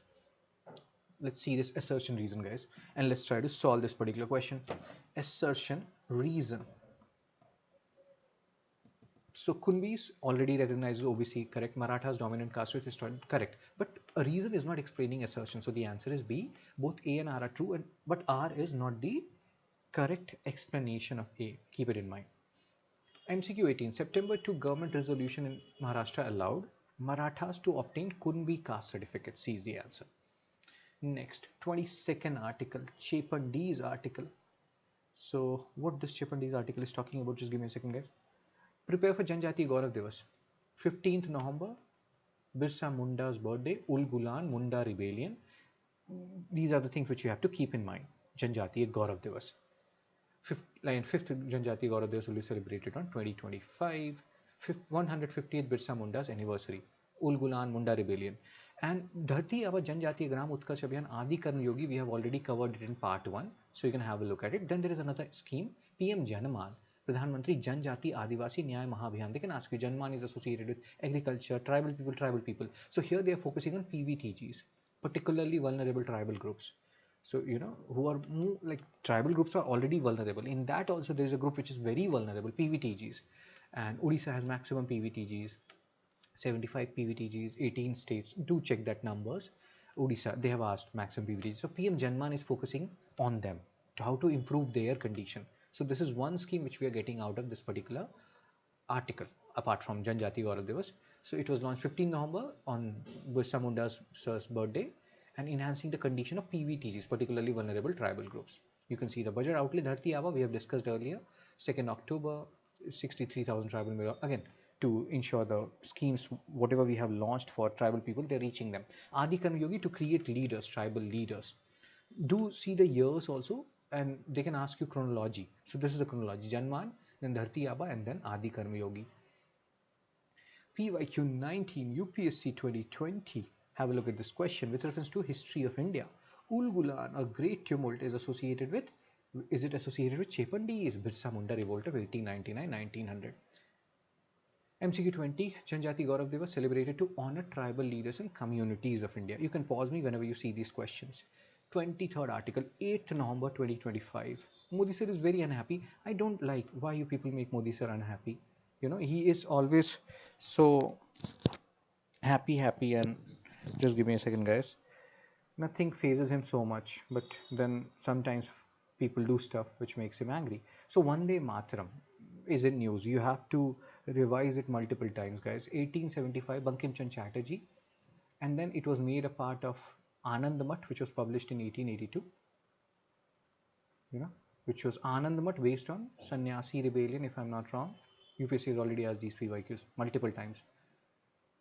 And Vande Mataram, only 2 stanzas were adopted, because the other 4 stanzas they have references to Hindu goddesses, and it would have given religious connotation to this whole thing, and that's why they adopted only 2 stanzas. Modi sir is saying that we should adopt all 6 stanzas. This has nothing to do with West Bengal election, guys. Modi sir is genuinely serious. It's just coincidence that he became serious about this particular issue just before Bengal election, but yes, it has nothing to do with Bengal election. So, historical context, Modi sir is unhappy. We should have adopted all 6 stanzas. 1937, there was a Faizpur session which happened in 1937. Faizpur, first ruler session of Congress, Maharashtra. And they adopted shortened version. You can understand why. The rest 4 stanzas, and like Nagaland currently is crying fall over it, because in the current government they have said that we will sing all 6 stanzas. Nagaland is saying that we are not happy with it, we are a Christian state. So things have already started happening. This is a classic example of how we create issues out of nothing. We have so many issues, problems in our country, but yes, let's focus on this first. January 24, 1950, this was adopted as a national song 2 days before we got our Republic Day. So Modi again, he is very sad about it. Truncation is C word part of its soul. Again, he's saying all these stuff because you know Bankim Chandra Chattopadhyay sir, he wrote it in 1875, made part of Anand Math, which was published in 1882. Remember these years, they are important. Prime Minister sir, again, he is marking 150 years because again, 2025, 150 years have been completed. Bengal election is overdue. 1931 Faizpur session, first ruler session of Congress. Faizpur is in Maharashtra. There are so many terms and things which you are seeing here, guys, which are really important. How important? Bhili, bhili, bhili important. And again, he's saying that Netaji Bose wanted all the full version. Cool. Vande Mataram, written by Bankim Chandra Chattopadhyay, 1875. Really correct. Originally part of the novel Anand Math. Yes, it was. So, second is also correct. Adopted the song as not national anthem. Many people may not see that national anthem thing, guys. They may feel like all are correct. It is not. It is not national anthem. It is national song. So third is wrong, and your answer is A, 1 and 2 only. MCQ 22. The 1937 Faizpur session of Congress is historically significant because it was the first Congress session held in a rural area emphasizing peasant issues. PYQ 23, UPSC 2018. Which of the following event happened earliest? Here you have to use your current static knowledge and you have to revise some static portion also. Really good. Guys, please be serious, okay? So yes, sir. Swami Dayanand established Arya Samaj 1875. Deen Bandhu Mitra wrote Neel Darpan 1858-59 based on Indigo Rebellion. Bankim Chandra Chattopadhyay wrote Anand Math 1882. Sorry, not 88, 1882. Satyendra Tagore, he is the elder brother of Rabindranath Tagore, became first Indian in 1863. So first earliest is B, Deen Bandhu Mitra. Tough question, not an easy question. Revise these. And not only this, now Arya Samaj they have asked, so do Belur Math 1897. So all these years they are actually Chepandis. Chepandis means they are really important. Next article. Let's go to the next article and do Chepandis. Cheputal. So, just give me a second, guys. Guys. So 24th article, unpacking the global happiness ranking. So World Happiness Report, it was published, you see, to 19th November 2025 by Wellbeing Research Center at Oxford. So Finland, these Scandinavian countries, they do good. The issue here is happiness report society, guys. So India's rank is worse than Pakistan. We can be like, we are out of 143 countries, we are at 118. Pakistan is at 109, and we are not very happy with that. We can top from the bottom, but Pakistan will always be below us. So this raised question: how come we are below Pakistan? It's because we are good here. We are good economic wise. We are good infrastructure wise. Then we got the answer. The answer is expectation. In India, our expectation is much larger. We're not happy. If you're earning 1 lakh, you want to earn more. So the expectation never ends, right? Because of higher expectations, sometimes you may be unhappy. So rankings are based on Gallup's Cantor ladder. So here people are asked, out of 0 to 10, how much happy you are. 10 means you are very happy, 0 means you are totally unhappy. So people are asked. They can ask me also, right? And then there are 6 factors. But these are perceptions. I may say 7. But I may actually be at 5. Somebody may says 2, but he may actually be 8, because this is all relative, right? Happiness is relative. So these are perception. And then the expectations paradox. Societies, let's say people who have lower expectations, they're not expecting much in life, so they will be more happy. If I'm expecting more from myself, I'll be a little bit more unhappy. So that's why India is, that can be one reason why India is performing worse than Pakistan. We want more, maybe Pakistan doesn't. And that's why they're happy with whatever they are getting. And then there are other issues with this particular ranking, economic growth. So there are issues, migration. These days, ChatGPT has become our best friend, which is actually not good for your mental health in the longer run. And then these, indices, they focus more on those kind of, nuclear societies. When it comes to village community and all, they don't give them that much weightage. Happiness favors individualistic society with strong formal institution, undervalues collective community-based societies, which we have in India. So there are issues with this system as well. It's not like I'm saying everything is wrong. Yes, there are issues in our country which we have to, there are problems, but yeah, we are not as bad as Pakistan. We cannot be worse than Pakistan. So the problem here is we have more expectations out of us. Maybe like, just I hope you're understanding. So they're talking about we have to invest in mental health, because if you invest 4 rupees, you will get 16 rupees as return, 1:4 return. So India may not be unhappy, but aspirational. When you are aspirational, let's say you have a BTech degree and all, you're preparing for UPSC, you may be unhappy right now, but it doesn't mean you are actually unhappy. You are aspirational, you want to achieve something in life, and that's why you are currently a little bit unhappy. So yeah, World Happiness Report 2025, India's rank is 118 out of, remember this is 2025, maybe by the time we read it, 2026 report comes. So 2025, 118 out of 143 countries. And again, sometimes World Happiness Report can be published by some other organization also. This is published by an organization at Oxford. Maybe some other organization, Sustainable Development Solution Network, they can also come up with their happiness report.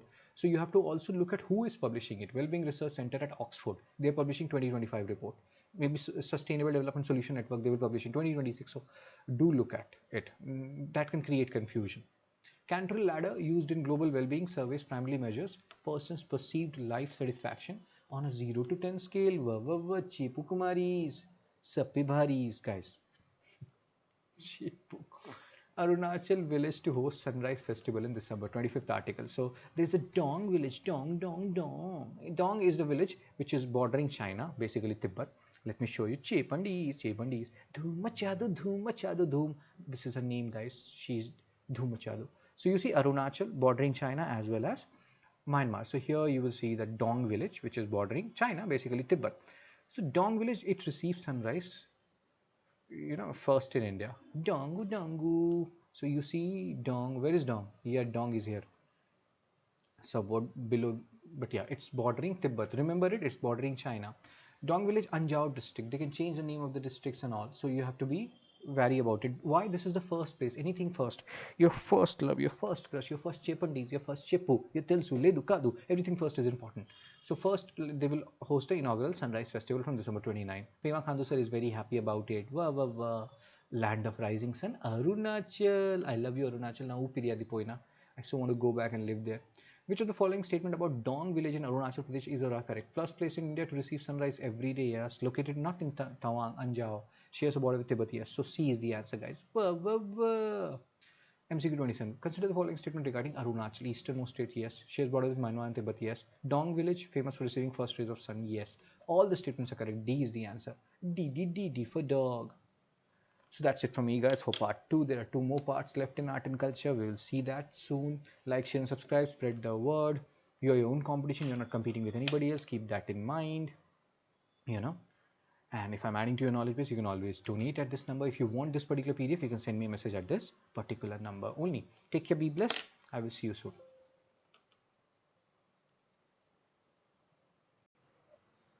Hello everyone, Chepandis Cheputulsu Kadu, guys. Chepukumari Sapibori. So today we have to do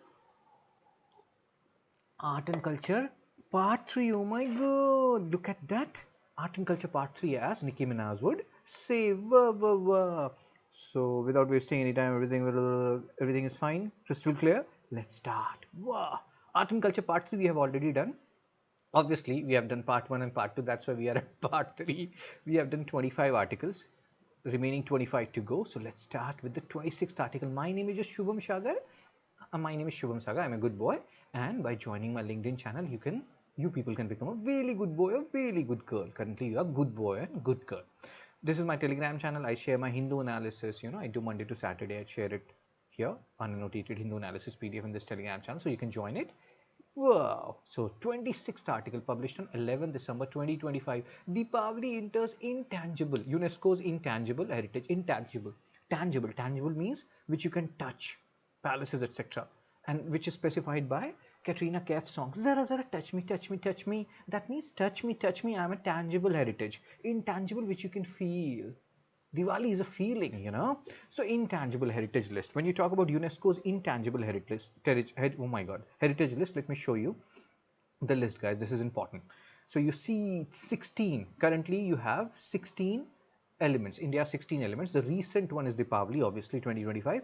Before that, Garba of Gujarat. Garba, Garba, Khiluchu, Ki Khiluchu, Garba, Garba, Durga Puja, Kumbh Mela. Remember these? They are important. UPSC has already asked a PYQ. UNESCO. UNESCO's headquarters is in Paris, Paris, Paris. Let's go there.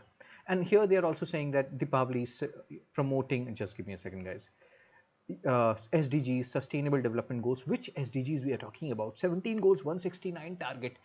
You know, Deepavali, many people say that pollution also happens. So again, we will not go there. It has been officially inscribed on UNESCO's representative list of intangible, no touch me, touch me, touch me. Announcement made, again, you can read all these things. Event was held at Red Fort, blah, blah, blah. UNESCO is saying that Deepavali is a living heritage, strengthens social bonds, people come together. They are like, Jadoo ki jhappi de de tu abhi, supports traditional craftsmanship, diya makers and all, reinforces value of generosity, contributes to multiple SDGs. Now let's focus here. 17 goals, 169 targets to be achieved by 2030.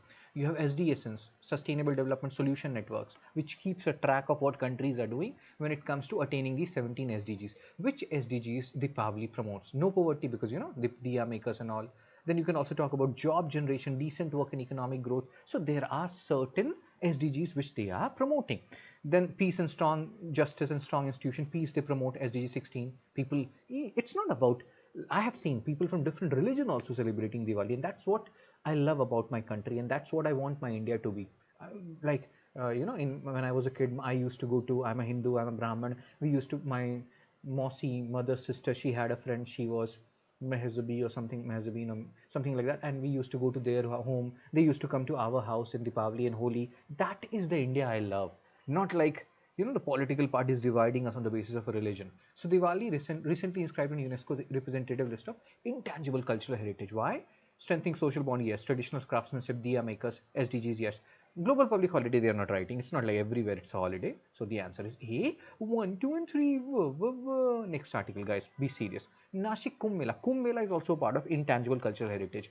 National Green Tribunal, created by NGT Act of 2010, revise environment related 50 most important current affairs also. So, you know, near Nasik, Kumbh Mela is supposed to happen in 2027. You see this? 2027 Kumbh Mela. And for that, they are cutting trees. The proposal was to kill, or yes, obviously, we're killing 1700 trees. So now NGT is saying that no, no, no, let's stop it. Let's stop it. There is a joint committee which will be created, MPCB, Maharashtra Pollution Control Board, blah, blah, blah, and they will inspect the site. And after that, we will see what happens. So Sahadu Gram project was supposed to be made, and administration, the petitioners were saying that EIA was not carried out. Radhe Radhe Radhe, background noise.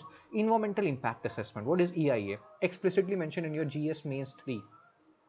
What is the meaning of GS Mains 3? Like there they talk about what is the meaning of EIA, so to say. Before you go ahead with a particular project, you know, thermal power plant, this and that, we have to see what will be the possible future impact on environment. That is environmental impact assessment. The proposed development involves a 34-acre plot on Tapovan, blah, blah, blah. Overall project is estimated to cost 300 crore, whatever. Kumbh Mela is important because it is also a part of UNESCO's intangible cultural heritage, and that's why we are reading them together. We just read about Diwali. We are seeing 16 elements, you know. We have seen before Diwali, Garba was there. Garba Kheluchu, Garba Kheluchu. Kumbh Mela happens at 4 places. 12, every 12 years, that is Kumbh. And then every 6 years, there is Ardh Kumbh.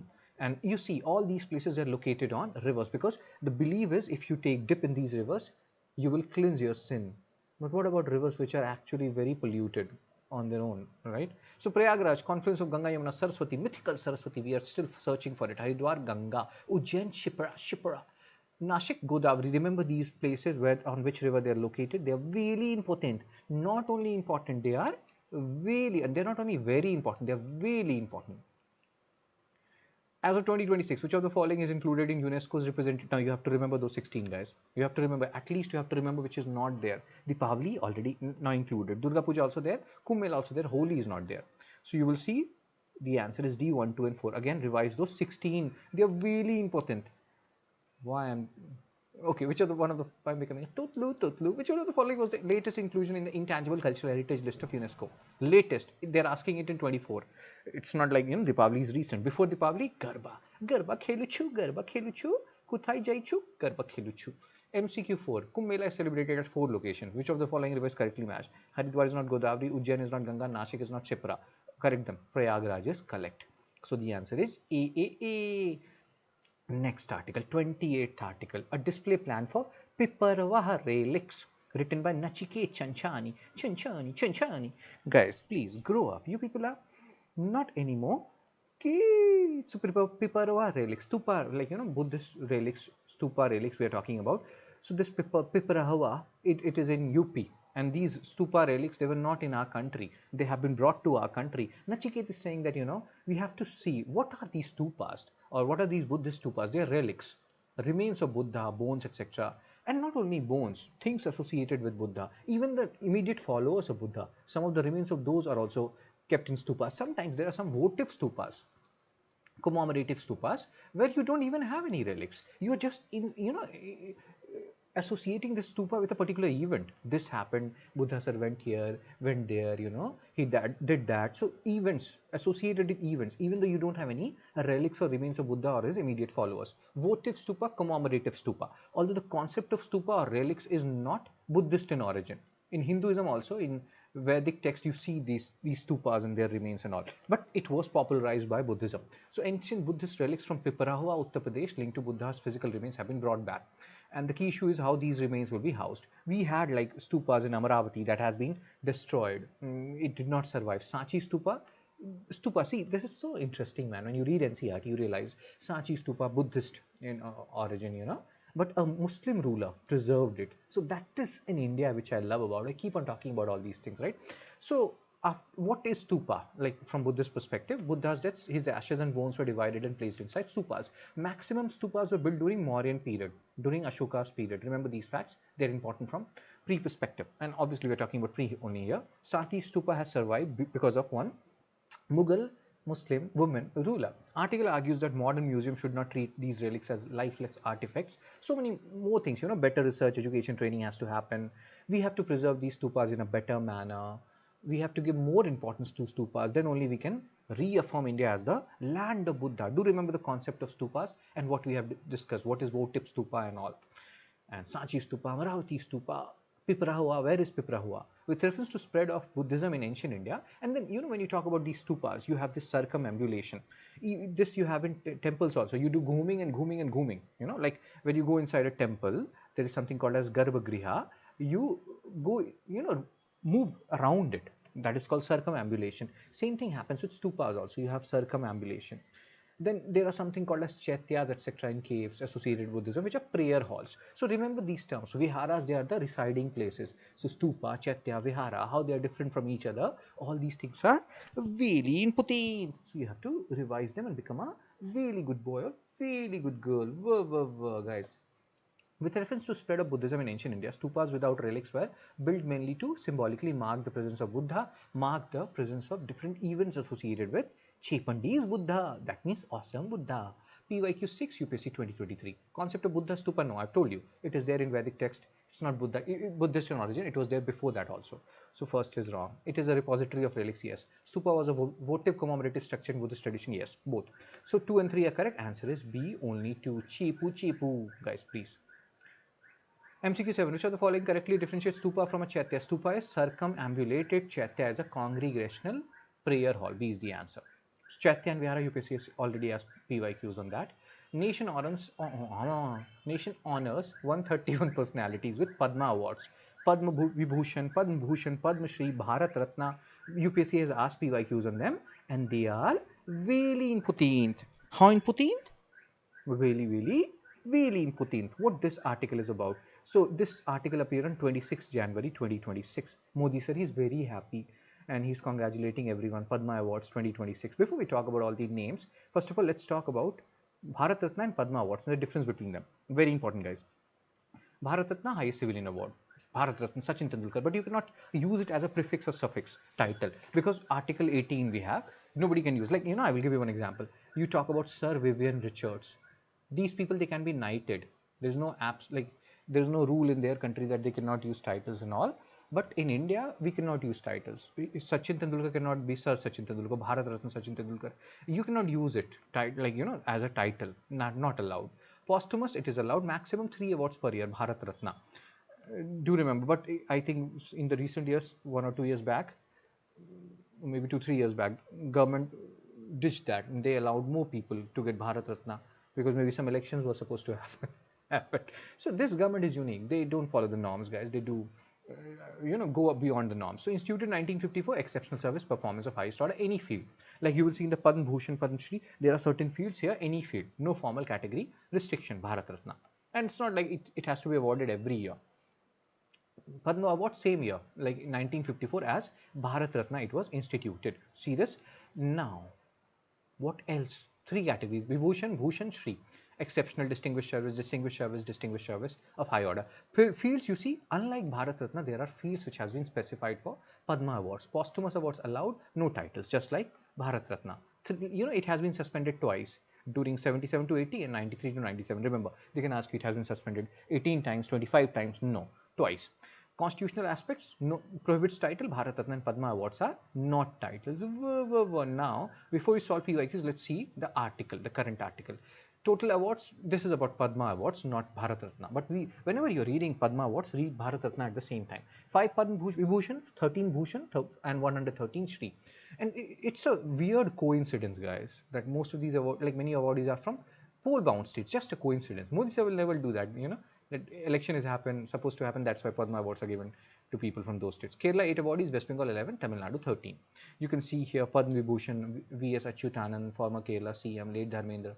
Padma Vibhushan again, other awardees, because there are, just give me a second, posthumous. So these people are posthumous. Okay, cool. So you can see other people who have got. So these are 3 other Padma Vibhushan, because we have 5. So 2 are Achyutanan, Dharmendra, and K.T. Thomas, P. Narayan, and Rajan. And Padma Bhushan, Sibu Soren sir and other people, because Padma Bhushan is 13. Cool. Notable Padma Bhushan, Mammootty, he's an actor. Alka Yagnik, Aapke pyar mein hum sawarne lage. That means because of your love, I've started to decorate myself. Uday Kotak banker again. Padma Awards, you can see all these things, the fields and the hierarchy. We have talked about it. Remember these things which we have discussed. Bharat Ratna, how many can be allowed per year? Government can do some exceptions, but they should not ideally. This government is known to not follow stuffs, They do their own stuff. This thing happens in Amrit Kal, guys. So Bharat Ratna, Padma Awards are title, they are not title. First is wrong. Eliminate first, you got the answer. B, 2 and 3. This is the UPSC 2021 PYQ. We have discussed Supreme Court and all, they have given judgment. It is not a title. Padma Awards instituted 54, suspended only. Oh, so this is wrong. See, this is the problem which I did here. What mistake did I do here? I thought it is correct. It is asking not correct, guys. Remove eraser. Why are you not working? Eraser, please work. Now let's focus. See. If I can make a mistake, you can also make a mistake. Not correct, they're asking. First is also not correct. Second is also not correct. It has been suspended twice. Restricted to maximum 5. Third is also not correct. It is restricted to 3. All 3 are wrong. So the answer is D, 1, 2 and 3. It's a not tricky question. It's not a very tricky question. It's a really tricky question. Whoa, guys, please grow up, okay? What is very little? So MCQ 9. Oh my God. With reference to Bharat Ratna, highest civilian award, yes. Can be awarded posthumously, yes. Restricted to maximum, no, 3. So A, 1 and 2. These are tricky questions, good questions. MCQ 10. Consider the following statement regarding Padma Awards. First, correct. They cannot consider titles. Can be conferred posthumously? Yes. So the answer is Chepandis. No. B. 1 and 3. Second is wrong. Do look at, they're asking correct or do not correct. Which of the following statement is correct? Not restricted to specific professional fields. Padma Bharat Ratna must be awarded. No. Padma Awards are suspended twice since their inception. This is correct. C is correct. Next article, 30th article, Wajid Ali Shah, Nawab of Awadh, last Nawab of Awadh. He was, at that time there was Lord Dalhousie. He was doing doctrine of like 1848 to 56, and he was trying to annex territories here, there, everywhere. And in that pretext, there was a doctrine of lapse policy that if you are dying without any hair, natural hair, your property will be annexed. But Wajid Ali Shah had a lot of heirs because he had a lot of begums. If you see, he had around 50-60 begums. So this was awesome, man. Good guy. Again, he can, okay, I will not go there. So what I'm saying is, so they annexed, Britishers annexed Awadh on the pretext of misgovernance. But they did not realize people loved Wajid Ali Shah. And it is said that, and Awadh was also a nursery of Bengal army, or most of the people who were there in Bengal army, they were from Awadh. So it's a major region. Why 1857? A revolt happened. I'm not saying it. Class 12th NCRT, history NCRT is talking about it. Wajid Ali Shah. Now this article is saying that it was believed that he was sent to Kolkata as a punishment and all. No, he himself went there because he wanted to go to London to present a petition. But that did not happen because after he went to Calcutta, his departure was restricted. So there is a book which is coming of Wajid Ali Shah. He is in news, and this thing, see, his writing reflected religious harmony. Despite being a devout Muslim, he wrote verses about Radha and Krishna, and this is the India I love. This is the India I want to promote. So again, he had 50, 60 begums. So again, if he is having it, it's his thing. You know why we should be interfering in his life. So he spent 30 years of his life in Calcutta after 1857, died in 1887. Do remember Wajid Ali Shah, last king of Awadh. Like, he had a lot of begums, but one famous begum of his is Begum Hazrat Mahal. His famous son is Bijris Qadr, who fought in 1857 revolts. All these things are Vilin Putin. So, which of the following territories was annexed by British on the pretext of misgovernance? Awadh. PYQ. History PYQs are more or less static, so revise them. Nawab Wajid Ali Shah, last ruler of Awadh. Really collect. Really collect. Not just check third. We don't even need to check third. We have to just check second. Awadh was annexed under doctrine of lapse. No, misgovernance. Jhansi was annexed under doctrine of lapse. So second is wrong. Answer is A. 1 and 3. 1 and 3. 31st article, 1946 Royal Navy revolt. Now this revolt happened. Why it happened? Because Indian soldiers, they were not treated on par with their British counterparts and all, and that's why they were not really happy. So that is one of the major reason why this revolt happened, and it is one of the last major revolt where we see Hindu-Muslim unity. Like, we talk about non-cooperation movement, there we see Hindu-Muslim unity. So despite during this period, 1946, you will see Direct Action Day, 1946, promulgated by Jinnah, all these stuff. But even then, you see Hindu-Muslim unity during Royal India Navy revolt of 1946, February 18, 1946. Started with hunger strike, HMIS Talwar, ship name, poor food quality, discrimination and all. And you see this flow, flags of Congress, Muslim League, uprising. Again, it showed Hindu-Muslim unity. And this is important, guys. 1946, do remember the chronology also. They have asked questions. RIN revolt, different things. They will tell you to arrange them. February 21. So this started on February 18, beginning of RIN revolt. 21, certain stuff happened, tensions escalated, and then you will see full-scale conflict happen. Hindu-Muslim civilians, they jointly protested, and rising communal tension nationally, revolt saw remarkable communal unity. So they can tell you that RIN revolt of 1956 is a remarkable example of Hindu-Muslim unity. That shows what could have been. It's not like people of different religion cannot coexist. They can coexist, and they can coexist in an awesome manner. Naval rating surrendered on February 23rd, and it occurred after the breakdown of Simla Conference 1945, which is also known as Wavell Plan, or Lord Wavell was the viceroy at that time when the Simla Conference happened. So Ludhianvi is saying that this whole 1946 RIN revolt is a flower of hope in a scorched garden. Reminder that communal divisions were not inevitable and solidarity is possible. Indeed possible. PYQ 14 UPSC 2005. Lord Mountbatten was the viceroy when Simla Conference took place. I've told you, it is the other name is Wavell Plan, Lord Wavell. So why will Mountbatten be the viceroy? Lord Wavell. So first is wrong. You're left to the ND. Inevitable when the Indian soldiers in Royal Indian Navy at Bombay and Karachi rose against the government. Yes, B2 only. If you see this against slides, you can read it in your free time. You will see the uprising spread. Started from Bombay, spread across Karachi, Bombay, Madras, Kochi, Visakhapatnam, Calcutta, and Andaman Islands. Chepukumaris. Guys, please focus. Chepukumaris, Sappibharis. That means you people are all Chepukumaris, better than everybody else. Which of the following best describes the historical significance of RIN Revolt of 46? Demonstrated cross-communal unity and mass anti-colonial mobilization. 32nd article. PM celebrates Pongal Harvest Festival. It's a harvest festival. And hails unifying effect of Kashi Tamil Sangamam initiative. Kashi, Varanasi. And then you have something called as Teen Kashi. And both these regions, Kashi and Teen Kashi, they are very famous region of Shaivism. Shaivism means worship of Lord Shiva.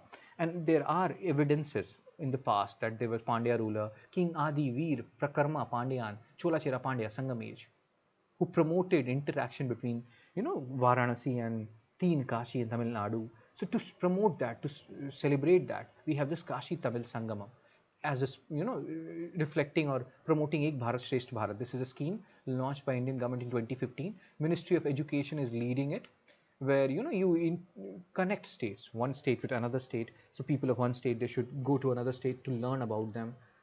Remember the nodal ministry. Modi sir is so saying all these stuff, launched several initiatives, blah blah blah. He's saying that not learning Tamil remains a personal regret. Oh my God, Modi sir is so knowledgeable, man. He knows entire political science, and whenever you see his speech, he will like, मुस्लिमों से मेरा बहुत अच्छा नाता है. I'm connected to Muslims. I'm connected to Christian. Everywhere he's connected to every community. When you will see him, and you're like, oh my God, Modi sir is so multifaceted. Sleeps only for 4 hours. Oh my God. So I'm so like inspired by him. Such intelligent guy. And love him so much. So highlighted Varanasi as a natural venue. Again, you can read all these things. Deep historical and cultural links between Kashi and Tamil Nadu. Teen Kashi being known as Dakshina Kashi. Chipu Kumaris. Guys, focus. What is Chipu Kumaris? So first Kashi Tamil Sangamam started in 2022. Tolka PM Sangam text, which also talks about this interaction between Kashi, Varanasi, and Teen Kashi, Sage Agastya Vehicle Expedition, blah blah blah. Do you remember King Adi Veer Parakrama? They can say that he was a Chola ruler. No, Pandya ruler, Pandya.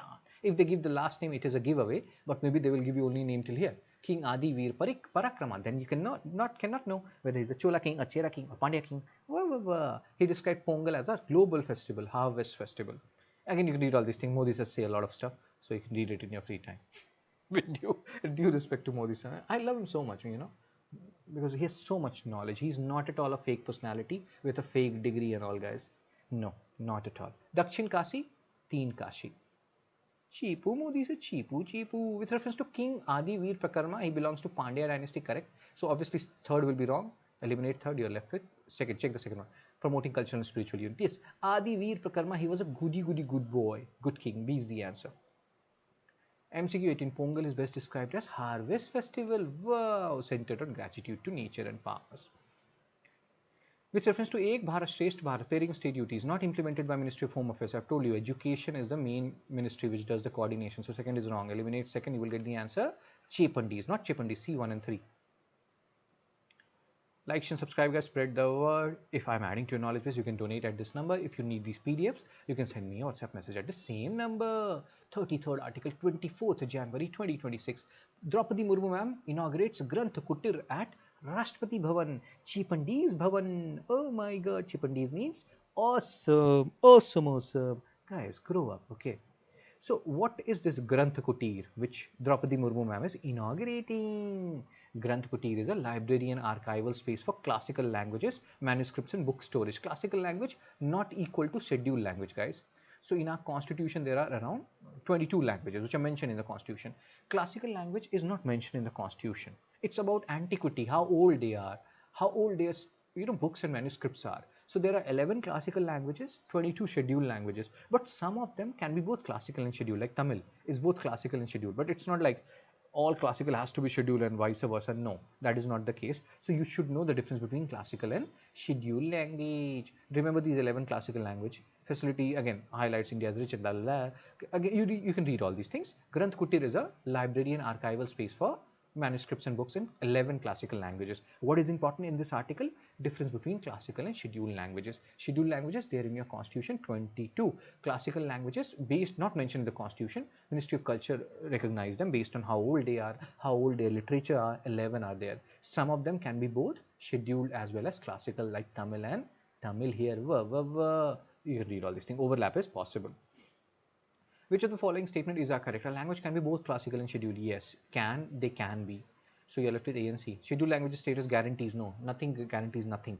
So second is wrong. Answer is A. One only. Chibu, guys. No more chipus. No cheer in Rakhi Gadi over plan to develop Harappan culture site. Largest site of Harappan culture in Indian subcontinent is Rakhi Gadi, Haryana. So in this current budget, something has been announced for Rakhi Gadhi. Locate Ropar also, Roopnagar district.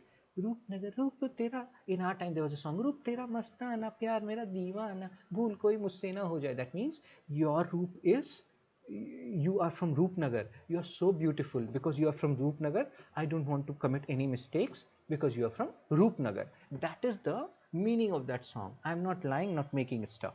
You know, Lothal, very important. Dholavira, UPSC has already asked PYQs to revise these places. Oh my god, look at that play map, as Nicki Minaj would say. Who is Nicki Minaj? You should not know about her. You people are still less than 18. So, budget announcement. Union budget has said that they will develop Rakhi Garhi, the largest Harappan site. People are not very enthusiastic. They were in 2020-21, the government also announced the same thing. They don't do stuff. But I don't like this. I totally believe this government is so awesome. They do so much stuff, guys. But yes, the people are saying that similar kind of things was announced in 2021 budget. So people are skeptic here. Some people are saying certain stuff. Archaeological Survey of India, Alexander Cunningham, father of Indian archaeology. Remember these things. Only one shed was done. Some work was done. State government is saying, no, no, no. We did work. We made hostel, guest house, cafeteria. We are doing works, but we are doing this work, not ASI. State government is doing the work. So Haryana government, they are giving reports how much we are concerned about Rakhi Garhi. ASI Chandigarh Circle is saying that they have spent 1 crore rupees. Oh my god. So everybody is giving their facts and figures. In this current budget, or earlier budget also, the current budget if you talk about, Nirmala Tai, why you say Nirmala Tai? Is she of Thai or what? I will show you. So in the current budget, new budget, government has said, Thai has said that they will develop Rakhi Gadi, Lothal, Dholavira, Channelur, Sarnath, Hastinapur and Leh Palace. Locate all of them on the map. 2020-21, lot time back, maybe Thai has forgotten about this. There they talked about Hastinapur, Shiv Sagar, Dholavira and Adichanalur. Adichanalur is a common frame, right? It's there in both. Current budget also, last budget also, like Rakhi Gadi. Cool, cool, cool. So things has to happen, not only announced in budget. That's what this article is talking about. And Haryana Chief Minister Sir, Saini Sir, he's saying that no, no, no, we are doing stuff. We have inaugurated Harappan Knowledge Center at Rakhi Gadi. What are you talking about? These local people, they don't know anything. We people know it. So Rakhi Gadi is considered archaeologically significant because largest known Harappan site. It does not lie in Indus. Indus River is in Pakistan, guys. We are here. So second is wrong. Eliminate second. Now check the fourth one. Has yielded evidence useful for ancient DNA. Any site, if they write this, how will you discard it, man? Even if one DNA is found, this statement is correct. So the answer is B. Cheapu cheapu. Guys, please serious. I don't like jokes. 35th article, 5th February 2026. De-notified tribes seeks constitutional recognition, separate census entry. De-notified tribes, DNT tribes. You know, there are some tribes which were earlier considered by Britishers as criminal tribes and all. Then those criminal tribes was status was removed. So these de-notified tribes, nomadic tribes, they want a separate column. They don't want to be clubbed together with SC, ST, OBCs. They're like, we are separate. Our demands are separate. We have been treated separately in the past, in the history. So we want a separate status in census 2027, because census will do this 2020 census. Oh my god, 2027 census will do caste enumeration. So in that they want a separate category. They don't want them to be clubbed together with SC, ST, OBCs. Origin of scheduled caste lists back to government order 1936. Many nomadic communities, they were earlier labeled as criminal tribes under Criminal Tribes Acts, which was repealed, and then they were known as de-notified tribes. Then IDET commission came. Remember these commissions, they can directly ask you. Bhikkhu Ramji IDET commission. They identified about 1200 DNT communities, found 267 communities. They were neither in SC, ST, OBC. None of, they were nowhere. And that's why these DNT groups, they are worried that even if you club them together, our grievances are different. So we want a separate category, separate recognition, and we don't want to be clubbed together with SC, ST, OBCs. Ministry of Social Justice, they recommended including DNT, etc. in the caste enumeration. So let's see how things happen. Government has already announced a scheme for them. SID scheme, SID. SEED, SID, Scheme for Economic Empowerment of De-Notified Tribes, you know, SID. But, and here they are helping them, economic empowerment, helping them crack exams, UPSC, etc. But see how much money they have spent, 69.3 crores rupees in 5 years against a planned 200 crore. So things are happening. Remember what is important. IDET commission is associated with whom? Seed scheme is associated with which particular group? All these things are important. Not only that they want a separate, you know, category. They are also saying that within that category there has to be graded backwardness. Like, you know, within SC, ST communities also, we talk about MENA community and all getting maximum benefits. They are saying that here also categorize us within DNT category also. Categorize us, which is more backward, which is less backward, which is more backward, they should get sub reservation or sub classification, more reservation benefits, so to say. So again, many DNT groups are merged into existing categories but remain highly marginalized and unable to means, you know, compete within the community of SC, ST, OBCs. So they're like, no, we want a separate categorization. Seed scheme has not worked properly. They fear continued invisibility without a separate census category. You can have a look at it. Seed scheme, recently news, aims to do what? Provide economic empowerment to de-notified nomadic and semi-nomadic tribes. Constitution enters the sanctum. This article appeared in Hindu on 12th February 2026. Chepandis, Chepu, Pilsu and Ledu Kadu. So what this article is talking about, earlier, before our constitution, pre-constitutional era, religious issues, they were treated like civil rights issues, like property dispute issues. Now it's a fundamental right, right? So it's not treated the same way as it was treated before 1950. That's what this article is saying. That recent Madras High Court judgment, there were different judgments. In pre-constitutional era, temple disputes were treated as civil rights matter. Just like you treat property dispute, same way temple disputes were treated. But now, like colonial legislation, Maharashtra Hindu Act came, then state supervision was given over temple and finances. Privy council used to decide this dispute. What are these privy councils? During British period, the highest court of appeal, like if you want to appeal against different courts, you have to go to privy council. It is the highest court of appeal in the British period, privy council. But then post 1950, these are no longer civil rights, they are fundamental rights, 25 to 28 and 26 and all. So applicable to both individuals and religious. But again, it is not absolute. Religious freedom is not absolute. Development of temple jurisprudence, we talk about. Court developed jurisprudence on, and again Sabrimala verdict came, and then there came a practice of essential religious practices. This whole ERP test. So basically this article is saying that Supreme Court is entering into these arenas, religion arena, what are essential religious practices, whether a custom is integral to religion. If it is not, if it is non-essential, then we will treat them as secular, and we will see whether they are necessary for a religion or not. We will regulate them. Then in Sabrimala judgment, they said that Indian Young Lawyers Association versus State of Kerala, which is associated with Lord Ayappa, who was a celibate deity, and menstruating women under between the age of 10 to 50, they were not allowed to enter into Sabrimala temple. Indian Young Lawyers Association allowed these menstruating women to enter into Sabrimala temple. And there they said that even essential religious practices, we know he is a celibate deity, but that can be reviewed if they violate constitutional morality of justice, liberty, equality, because you cannot treat menstruating women as different from non-menstruating women or other men. So equality is getting violated, even though we know Lord Ayappa celibate deity. So there are certain things, certain essential religious practices, but they can also be reviewed if you are violating moralities like equality, etc. So rising religious disputes reflect now in the recent days. Supreme Court has said that they will review their Sabrimala judgment. Let's see what happens. So judicial intervention is not new, but the difference is before before 1950, it was a civil right kind of a case, property dispute like a kind of a case. Now it has become a fundamental right kind of case. Government is coming up, or Supreme Court is coming up rather, with essential religious practices, this and that. It is evolving. Temple jurisprudence is evolving. With reference to temple disputes, pre-constitutional era temple disputes were treated civil right matter, correct. Privy Council served as highest appellate body for India during British rule, correct. You're left with check the third one. Religious freedom as a fundamental right. No, it was not a fundamental right, civil right. So third is wrong. Before 1950 is the answer. 24. Young Lawyers Association, State of Kerala. Even essential religious practices can be subjected to constitutional scrutiny, yes. Constitutional morality can override religious practices, yes. Religious freedom is absolute, no. A, 1 and 2. 25. Which of the following correctly describes the shift in judicial approach after 1950? From treating temple disputes as private matters to treating them as constitutional matters, or, that is the basic difference here. 37th article, Magh Mela, 40 lakh devotees. So you have Kumbh Mela, which happens every 12 years. Magh Mela happens every year, in Prayagraj. Kumbh Mela happens at 4 places, right? So you should know the difference. There are so many commonalities here. In Magh Mela also people take dip in Prayagraj. Kumbh Mela, it is one of the places among 4 places. We have talked about Kumbh Mela. Magh Mela happens every year. The concept is same. We are cleansing our sin when we are taking a dip. You can commit a lot of sin, and then when you want to cleanse them, come here and cleanse your sin. So, Magh Mela. Magh is a Hindu calendar month, January, February. So, what has happened? Magh Mela concluded on Sunday, whatever this article appeared on 16th February 2026. Pilgrims arrived. Again, you can see all the numbers and all, not important from exam perspective.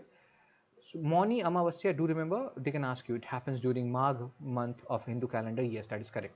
January, February, these are Magh months.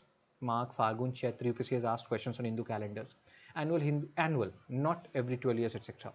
So location, it's a fixed place, Prayagraj, not like Kumbh Mela, 4 places. Holy bathing, Snan, believed to cleanse sins and grant spiritual merit.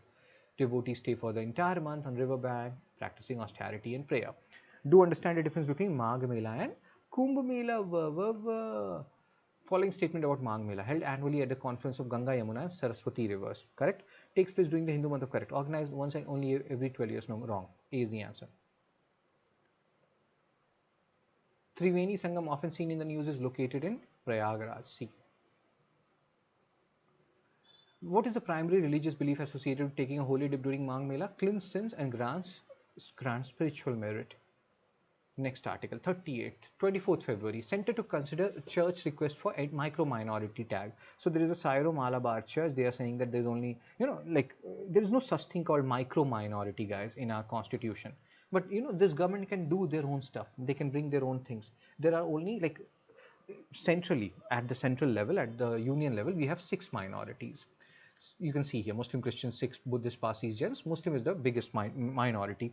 State wise they vary. State wise, even Hindu can become a minority in Mizoram, where you have more than 80% Christian population. So states can also identify minorities at state level. That is a different thing. At union level we have these 6 minorities. There is no micro minority tag, but there are churches in Kerala which are saying that they want micro minority, because most of the minority benefits is going to one religion. You can understand what religion they're talking about. Kiran Rijiju sir is saying that BJP has built confidence among minorities, particularly smaller minority. So maybe they are saying that they have not built confidence among bigger minorities like Muslim again. So now they're considering, they're saying that we will think about this micro minority. So maybe they will come up with something new, micro minority tag. Let's see what happens, because expect the unexpected from the current government. They don't do regular stuff, they do out of the ordinary. Like you people were not born in our time. I was 30 years of age at that time. During Delhi Sultanate period, there was a Muhammad bin Tughlaq and all. Very good guy. He also believed in doing things out of the ordinary, not normal stuff. We're not comparing current government with Tughlaq. What are you saying, Muhammad bin Tughlaq? No, guys. I'm just giving an example. No connection whatsoever. MCQ 29. Which of the following communities are notified as minorities at national level? Jews not. So eliminate Jews, the others are. So A is the answer. Really good. Like, share, and subscribe, guys. Spread the word. There's only one part left now. You are your own competition, not competing with anybody else. Just try to be better than what you were yesterday. If I'm adding to your knowledge base, you can donate at this number. If you want this PDF, you can send me a message at the same number. Take care, be blessed. I will see you soon.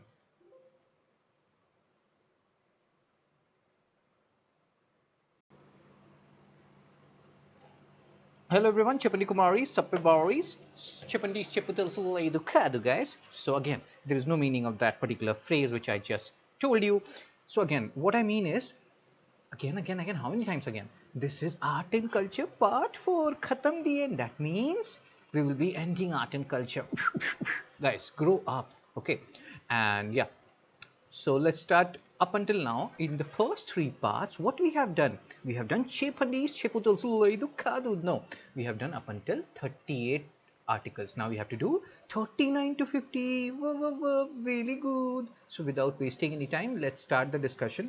And let me check everything is fine, crystal clear. Really good, and really good. Let's start. So my name is Shubham Sagar. What is my name? Shubham Sagar. Shubh means auspicious. Wow, guys. And this is my LinkedIn profile, guys. You can connect with me on LinkedIn and become a really good boy or really good girl. Currently, you are a good boy or good girl. Great. And what else?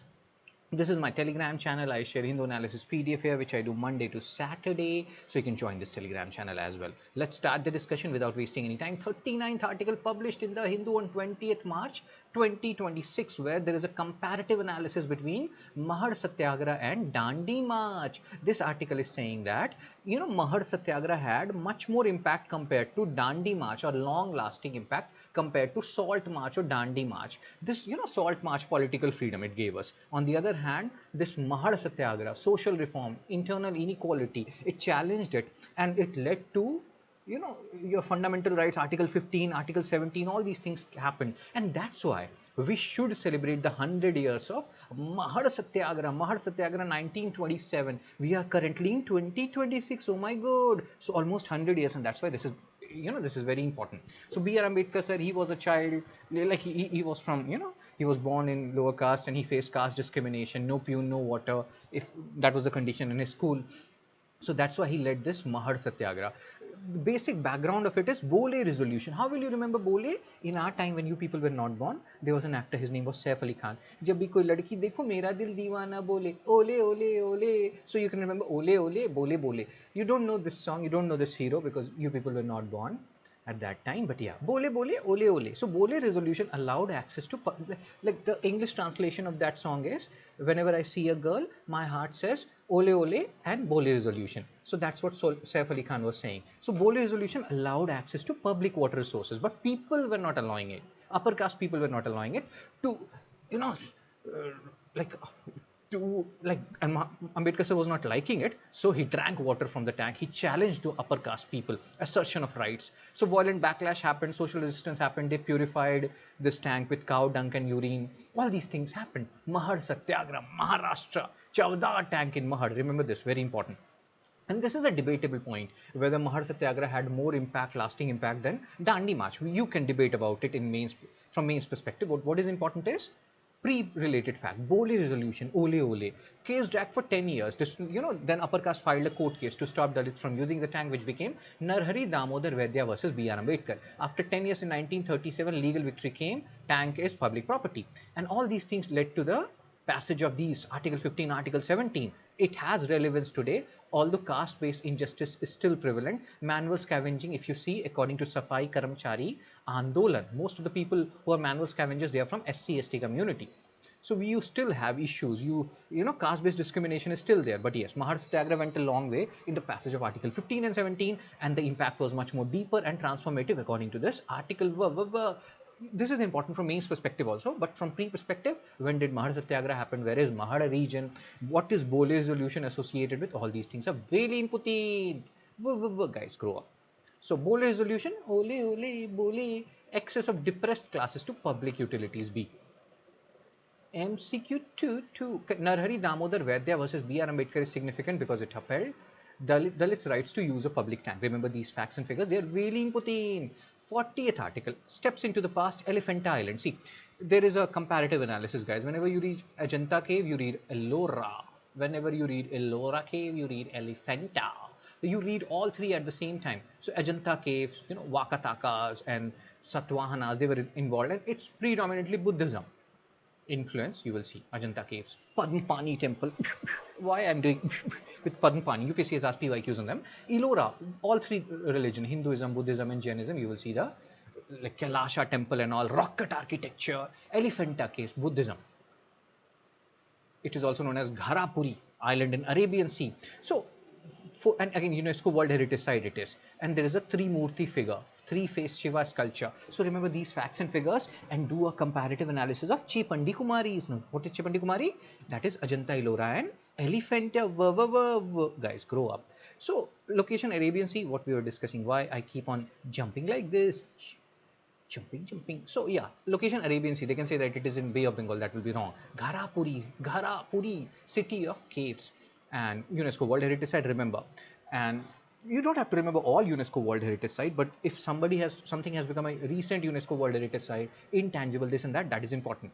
Famous, and we have discussed it in previous parts. Art and culture, famous for rock cut cave temples. You can see all these things. What has happened now? What we have found recently. See, when you people will grow up and you will prepare for UPSC, you will become 18 plus. If you have history optional, then you will read a book by Upendra Singh ma'am. Upendra Singh, daughter of Manmohan Singh. She wrote an ancient early medieval India. So it is portrayed that the last part of an early medieval India, Upendra Singh ma'am says that is 750 AD to 1200 AD. And just before that, after the decline of Guptas around 550 AD, because of decline of Indo-Roman trade, there were decline in coins, there was decline in coins rather, there was de-urbanization, this and that. And because of that, colonial historians, they portrayed early medieval India as dark age. So you will see that no. As we were arriving into early medieval India and the end of ancient India, you can see so many coins, etc. we have found in this particular region, Elephanta Islands. So pots, beads, bangles, figurines, and coins belong to Krishna Raja. Krishna Raja, they can ask you the dynasty, Kala Churi dynasty. Churi, Gori hai kalaiya, penade mujhe nari churiyan, Kala Churi dynasty. That means my hands are white, and you give me bangles. So that is the meaning of that song. So Krishna Raja, remember these facts and figures, guys. Krishna Raja belonged to Kala Chudi dynasty. Chudi. Archaeological Survey of India. Alexander Cunningham, father of Indian archaeology. It works under Ministry of Culture. All these things are really important, guys. Remember these facts. Wow. So again, you can see all the facts and figures with reference to Elephant Island located in not Bay of Bengal but Arabian Sea. Now you're left with A and C. Check the second one, also known as Gharapuri. Really collect. So the answer is A. MCQ 4, Elephanta case primarily associated with Shaivism. Shiva, Shiva, Shiva, Shiva, oh Shiva, Shiva. On the Sabrimala temple entry case, 41th article. I think in the 36th article also we have talked about Sabrimala. That was not the full, focal point of that article, Sabrimala. We discussed about essential religious practices. Here we will discuss about something else altogether, Chepandi Kumaris, guys. So this article is talking about whether Supreme Courts, etc., they have a right to discuss about these things, religion and all or not. Because government is saying that you don't have a right to decide these things. If you will decide everything, what will these religious mathas and everything will do? See what government is saying to like Supreme Court. Supreme Court is reviewing their Indian Young Lawyers Association versus State of Kerala case where they allowed menstruating women to enter into Sabrimala. And government is saying that no. You people are nobody to decide. Judge should not act as social reformers. This is Union government saying. Courts are not competent to decide ERP, essential religious practices. Religious practices may include gender-based restriction without being discriminatory. In some places, women can be allowed. In some places, they are not allowed based on because this Sabrimala is associated with Lord Ayappa, who is a celibate deity. So that's why menstruating women are not allowed. So again, a 9-judge constitution bench. Constitution bench means judges, like there has to be 5 or more judges. So this is a 9-judge constitution bench. And there is also scenario, guys. You have to do this. If you know the answer, post it in the comment section. How many judge bench reviewed this India Young or gave this India Young Lawyers Association judgment? It has to be less than 9 because the criteria in Supreme Court is if a 6-judge bench they gave a judgment, and if they want to review it, it has to be more than 6 judge. So if it is a 9-judge constitution bench which will be looking into this Sabrimala judgment, reviewing the judgment, it has to be less than 9 judge which gave this verdict. As you can see here, what am I asking? They are already given it here 4:1. So 5-judge bench they gave this judgment. So 6 or more would have sufficed, but it is a 9-judge. Hope you are understanding what we are discussing here. So in this judgment, they said that this is wrong if you are not allowing women of menstruating age, unconstitutional, goes against fundamental rights. And Ayappa devotees are not a separate religious denomination. This you have to understand. What is a separate religious denomination? That is being talked about in Article 26. They can even ask you that which particular article talks about religious denomination. What is religious denomination?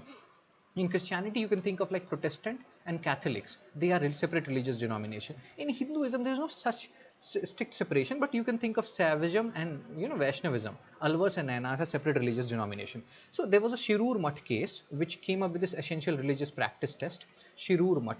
So Shirur Mutt is a mutt which is there in, I think, Karnataka. They follow the Dvaita philosophy of Madhvacharya.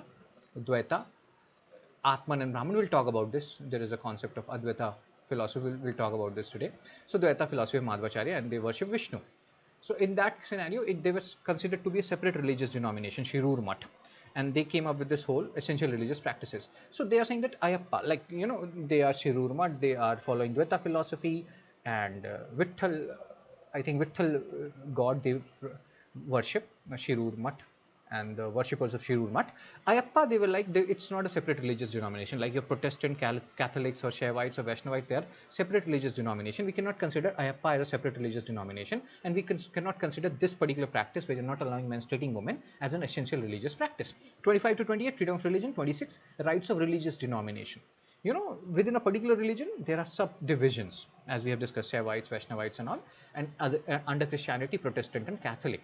This whole concept of religious denomination, I think we brought, we took it from Irish constitution, but like Christianity, Protestant, Catholic, there is no such separate or strict denomination or division in Hinduism, so to say. All these things are subject to morality, order. It's not like these are absolute, these right to freedom of religion or right to freedom of religion. Essential religious practice doctrine, court decides whether a practice is essential to religion, and it originated in Shirur Mutt case. Remember this. Only practices indispensable to religion's core are protected. Rest non-essential practices, government can or Supreme Court can keep a tab on them. And what happened was slowly and gradually, more and more practices came under non-essential religious practices. And that's what government is not liking. They're like, no, You are not the social reformers, don't do anything and everything. Article 25 clause 2 allows state to regulate secular aspect, promote social reforms. B.R. Ambedkar sir was of the opinion that there should be a distinction between essential religious practices and secular practices. Courts have increasingly narrowed religious protection. That means they have brought more things under non-essential religious practices which they can control, and that's again, that may be a point of bone of contention here. Role of judiciary: state leads reforms, but courts can intervene. Public order, morality, health, on these grounds. Article 26 gives special rights to religious denomination. Remember this 26, guys. It is in news. Shirur Mutt case: common faith, common organization, distinct name. So they were treated as separate denomination, unlike Ayappa, which was not treated as separate denomination. And Supreme Court held Ayappa devotees fail this test. Like, unlike Shirur Mutt, they are not having a particular, like organization and all those stuff. Debate on denominational rights. Article 26 allows rights to subgroups within a religion, as we have discussed: Christianity, Protestant, Catholic, borrowed from Irish constitution, but we don't have such kind of a structure or subgroups within Hinduism. The closest which comes is that Shaivism and Vaishnavism, which we have discussed. Core issues: balancing religious freedom versus equality and reform. Freedom of religion, Article 25 to 28, and from 15 to 18, all these articles, or 14 to 18, you can call it. Who decides religious practices? Court, states, or religion? Reflects a broader shift towards constitutional scrutiny of religious customs. So again, hope you understood what is religious denomination and everything. And this is important. Article 26. Which of the following correctly describes Article 26? It provides rights to religious denomination to manage their own affairs. B. Essential religious practices doctrine was primarily evolved in which case? Shirur Mutt case. C. MCQ PYQ 7. Who among the following rulers advised his subjects? Whosoever praises his religious sects or blames other sects out of excessive devotion, he rather injures his own sect severely. That is Ashoka. And we are talking about religion and all. And this is explicitly mentioned in your NCERT class 6 chapter 7. You see, if one praises one own religion while criticizing another one is actually doing great harm to one's own religion. Guys, you can join my history through NCERT series where I'm covering all these history NCERTs chapter wise. Really good. MCQ 8. Which of the following best describes the role of judiciary in religious matters in India? Can strike down practices violating public order, morality, and health. 42nd article. Nagaland House refers Vande Mataram to select committee. We have discussed about Vande Mataram in previous, articles. So what is important here is, we have discussed this earlier. Only 2 stanzas. Now they're talking about including all 6 stanzas. Later 4 stanzas rather, they contain references to Hindu goddesses, and that's when Nagaland is not liking it, which is a Christian dominated state, and they are feeling uncomfortable about it, and they are like, we are also under Article 371 A, and we know we have to respect national song and all, but do we have to sing all 6 stanzas? That's what they are questioning, and they have referred this whole issue to select committee. Vande Mataram issue, people are very uneasy regarding it, and and that's why some people say that sometimes when you vote for a particular party, the party is not the issue. The issue starts happening when a particular party starts imposing what you can eat, what you cannot eat, what you can sing, what you cannot sing, who you can mingle with, who you cannot mingle with. Just giving a vote to a party is fine, but when a party start deciding all we're not naming any party, when a party start deciding all these things, then things become very, very tricky. So are we entering into that territory? That is for you to decide. So Nagaland Legislative Assembly is sending this issue of singing Vande Mataram. Vande Mataram, 1875. So more than 150 years done, and included in 1882 Anand Math, written by Bankim Chand Chatterjee. Initially, it was written in Bengali. Remember these facts, they are important. So Ministry of MHA or Home Affairs, they have issued a directive, singing, playing of national song before the national anthem. And now, in fact, they are planning to make it an offense and such. They've already, I think, made it an offense.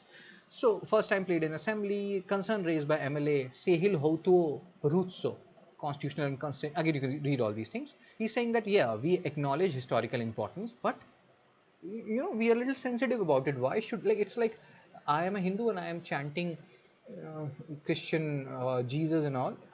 I can if I want to, but I should not be forced to, right? So same thing is happening. These are Christian people and they'll be chanting the name of Hindu gods and goddesses, which are there in the later stanzas of Vande Mataram. So it is violating 25 freedom of religion, 29 protection of cultural rights. Also they are under, Nagaland is under Article 371A, special protections to their religious and customary practices. So that's why it's a predominantly Christian state like Mizoram, and that's why they're not very happy with singing all 6 stanzas. You can see all these things. There are different ways of showing patriotism, guys. If you are paying your taxes on time, if you are honest citizen, if you're using taxpayers' money to visit all 190 countries of the world? I don't know. So again, support from other MLAs, BJP members, they were not very happy with all these things. So yeah, let's see. Even Nephew Rio, who is the chief minister, he is acknowledging the concern. So let's see what happens. The issue is between Article 51A Clause A, fundamental duty to respect national symbols, versus all these articles 25, 29, 371A. So let's see what happens and where things go from here. MCQ 9. Which of the following articles of Constitution protects the religious and social practices of people of Nagaland? Article 371A. Which of the following provision of Constitution deals with fundamental duty to protect national flag and national anthem and even now national song? Article 51A. 51A Clause A. C. Noble Anand Math associated with the song Vande Mataram written in which language? Bengali. Next, 43rd article, 31st March 2026, Advaita philosophy. We are just talking about Shirur Math based on the Dvaita philosophy of Madhavacharya. Chepandi Kumaris, guys, grow up. Chepandi Kumar. So, Advaita philosophy. So, when you read about, Veda, so Samhita Brahmana Aranyaka Upanishad, the last part of Veda is Upanishad, which is also known as Vedanta. So this last part of Upanishad, and from there you see the emergence of like concepts like earlier Kants, earlier parts of Veda, Samhita Brahmana and Aranyaka, they talk about Karm Kand. Karm Kand means focus on rituals and sacrifices. On the other hand, Upanishad, the last part which is also known as Vedanta, it focused on Gyan Kand.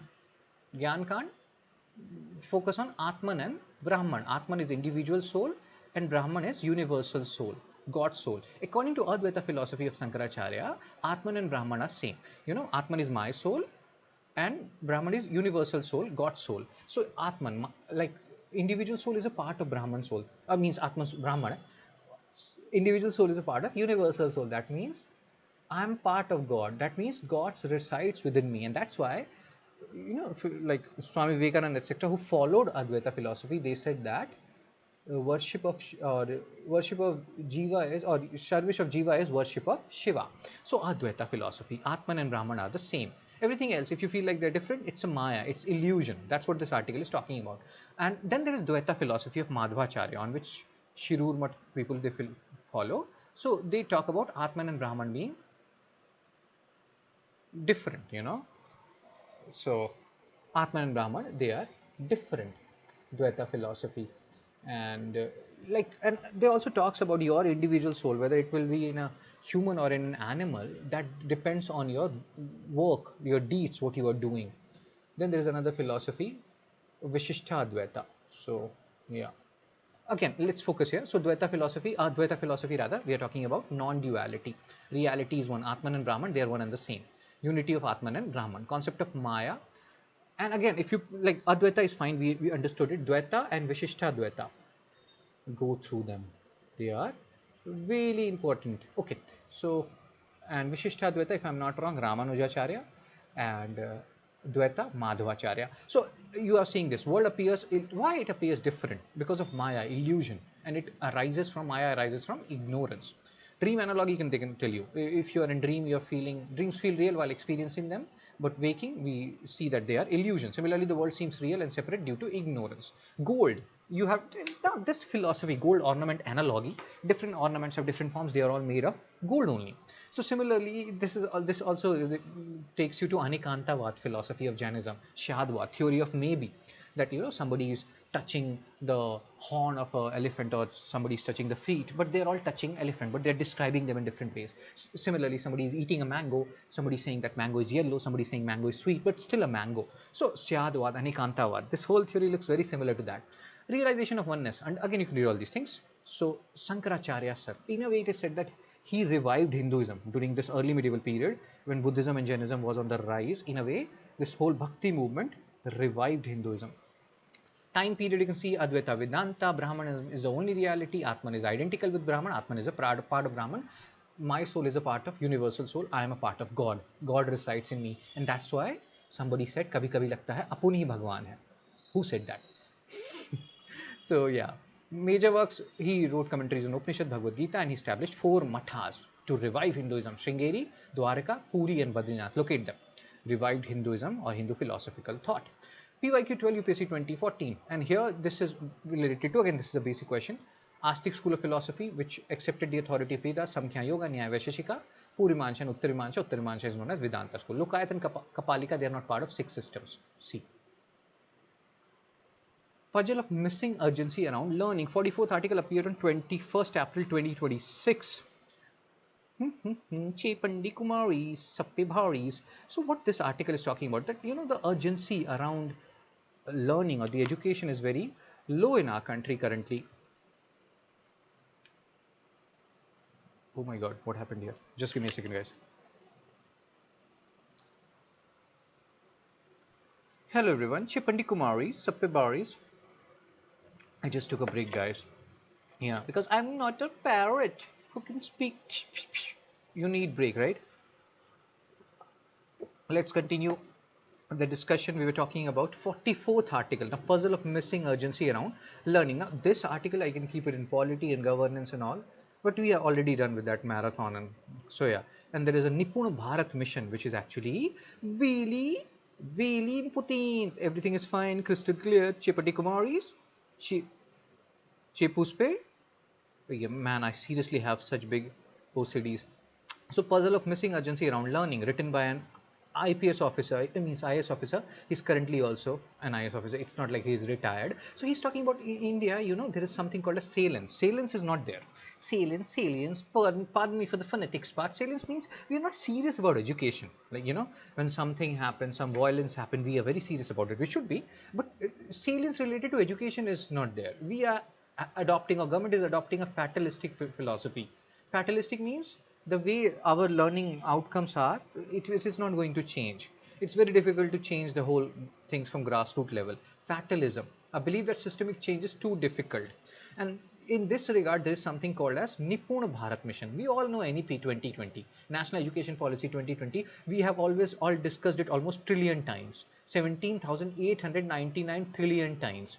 National Education Policy replaced NEP 1986 based on the recommendation of K. Kasturirangan Committee. All these things we already know. What is Nipuna Bharat Mission? Nipuna means become skilled or become like, see, Nippon National Initiative for Proficiency in Reading with Understanding and Numeracy. So you should be able to do a little bit of reading and understanding maths by grade 3. So that is the aim of Nipuna Bharat Mission, launched in 21. It is to be attained by 26-27 under Ministry of Education. Read with understanding and do basic arithmetic by end of class 3. Remember, grade 3, they can change it by grade 5, this and that. So Nipuna Bharat Mission, this article is saying that the amount of urgency which countries like Vietnam, they showed in education, we are not showing that. And that's why there is NGO Pratham, which publishes something called as ASER report, Annual Status of Education report, that has been already asked in PYQ, guys, revise it. They can ask you ASER report is published by whom? NGO Pratham. And they shows that there's so much gap which exists. Sometimes student of class 5, they're not able to read text of class 3. So that is so sad. Chepandi Kumari. That means it is sad. Learning is hard to observe. Why this is happening? Why there is low salience? What is the meaning of salience? Salience is the degree to which an issue is visible, important. If something is salient, people will talk about it. If something is has low salience, it gets ignored, delayed. So in India, learning crisis has low salience. People are like, if he's doing the rectification, mugging it up and producing it in exam, that's fine. Let's build more buildings, toilet, and focus. Rather than learning outcome, even not only in schools, man. I've seen it in government colleges. With due respect, just like that. Power asymmetry, students and parents, they have limited voice, teachers have greater authority, underestimation of crisis, even officials may not fully wide. Like, there is a rote learning problem in our country, we know it, but who talks about it? School education is in concurrent list now, but learning is blamed on, like, state responsibility, learning blamed on student families. If my son is not able to study properly, it is the fault of my family or me and my son. Teachers were awesome only. So yeah. So way forward, we have to make learning visible through assessment. There is something called as TARL and structured pedagogy, teaching at the right level. So if I am studying in class 3, but my knowledge level is of class 5, send me to class 5 and vice versa. This is teaching at the right level from the level of students. Structured pedagogy means teacher training, tell them what to teach and all. This is related from the perspective of teachers. All these things has to happen. Remember the keywords, guys, from prelims perspective. Nipuna Bharat Mission, salience, structured pedagogy, TARL. What is the meaning here? Salience means degree to which an issue is perceived as important and demands action. Which of the following best explains Nipuna Bharat mission? Achieving foundational literacy and numeracy by grade 3, not 5. Remember this 3, this is important. Nipu. Which of the following correctly differentiate TARL from structured pedagogy? TARL focuses on student learning levels, teaching at the right level, and structured pedagogy focuses on guiding teachers, what to teach, teacher training, all those stuff. Which of the following best describes fatalism? Fatalism is believing that systemic problems cannot be solved, leading to inaction, guys. Why people talk like that? Like, share, and subscribe, guys. Spread the word. If I'm adding to your knowledge base, you can donate at this number. And if you want these PDF, you can send me a message at the same number. 45th article, RTE Act, Idea of Social Inclusion, Right to Education Act. Ayushi and Kartika has written this. They are very good girls. And what they are talking about here, Right to Education Act, 2009, there is a provision of 25% reservation of seats in private schools, and many people believe that there is accusation because of that government schools are not developing and students are going to private school. This article is saying that no, don't give that excuse. Declining enrollment in government school started before RTE Act, mainly due to issues like poor infrastructure. Focus on that. It's not like we have to get rid of this 25% seats in private school so that more people can come to government school. Why will they come to government school if they're getting shared learning spaces and equality of status in society in those schools, and the learning outcomes are much better? So don't wrongly claim that Section 12, Clause 1, Clause C of RTE Act promotes private schooling or allows government to neglect public education. Nobody's telling government not to develop public education. It is just about 25% reservation in private school. That is totally Chepandis. Chepandis means really good, guys. Grow up. Then you can see all the points. So here what is important is also teacher training. So teacher training, more than 90% of teacher training in India is done by private institution, guys, remember it. But the guidelines are set up by NCTE, National Council for Teacher Education. They set the guidelines, plan and coordinated development, maintain standard and quality, recognition to teacher education institution, approval for teacher training courses. But yes, more than 90% of teacher training institutes are private, and the guidelines are set by NCTE. This is important, they can ask you. NCTE statutory body because guided by NCTE Act of 1993. RTE Act, we already know most of the things. Like here there is 86th Amendment Act, which inserted Article 21A, fundamental right. But this 86th Constitutional Amendment Act is actually 93rd Amendment Bill. So do remember that provision also, because UPSC has asked PYQs on them. 93rd Amendment bill means 7 bills did not become act, right? That is the basic maths which we can do here. Chepandi Kumaris, Sappibharis. So again, you can see all the other provisions here. What else is important? Other things are important from mains perspective. We are focusing on the pre-part right now. So yeah, 6 to 14 years, not everyone. Fundamental right for children aged 6 to 14 years. Free education, compulsory education, there are exceptions here. Minority educational institutions under Article 30, they are not covered under this. Some special category institutions. And then the major bone of contention of this article was Section 12, Clause 1, Subclause C. And yeah. Do remember this National Council for Teacher Education will help you in option elimination. Let's solve some question. 93rd Constitutional Amendment Bill. I told you this is 86th Act, but 93rd Constitutional Amendment Bill. Free and compulsory education for all children between the age of 6 and 15. PYQ. PYQ 18. As per right to education, to be eligible for appointment, a person would be required to possess the minimum qualification laid down by concerned state council. No, state not. National Council for Teacher Education. I have shown you. So first is wrong. Eliminate first. Now you're left with B and D. 2 or 3. As per RT teaching primary school, a candidate is required to pass a teacher eligibility test conducted in accordance with National Council of Teacher Education. Yes. So B is correct. We have just discussed. So the answer is 2 only. You don't even need to know third. We know 90% of teacher education institutions directly under not state government, private entities. I have told you. So third is wrong. Tough question, not easy. Best describes the objective of shared learning spaces. Social integration among children of different backgrounds. 46th article, 30th April 2026. Creamy layer debate has returned to court. So there is creamy layer in OBC, which came after Indira Sahni judgment. And there are debates which are saying that extend this creamy layer to SC/ST also.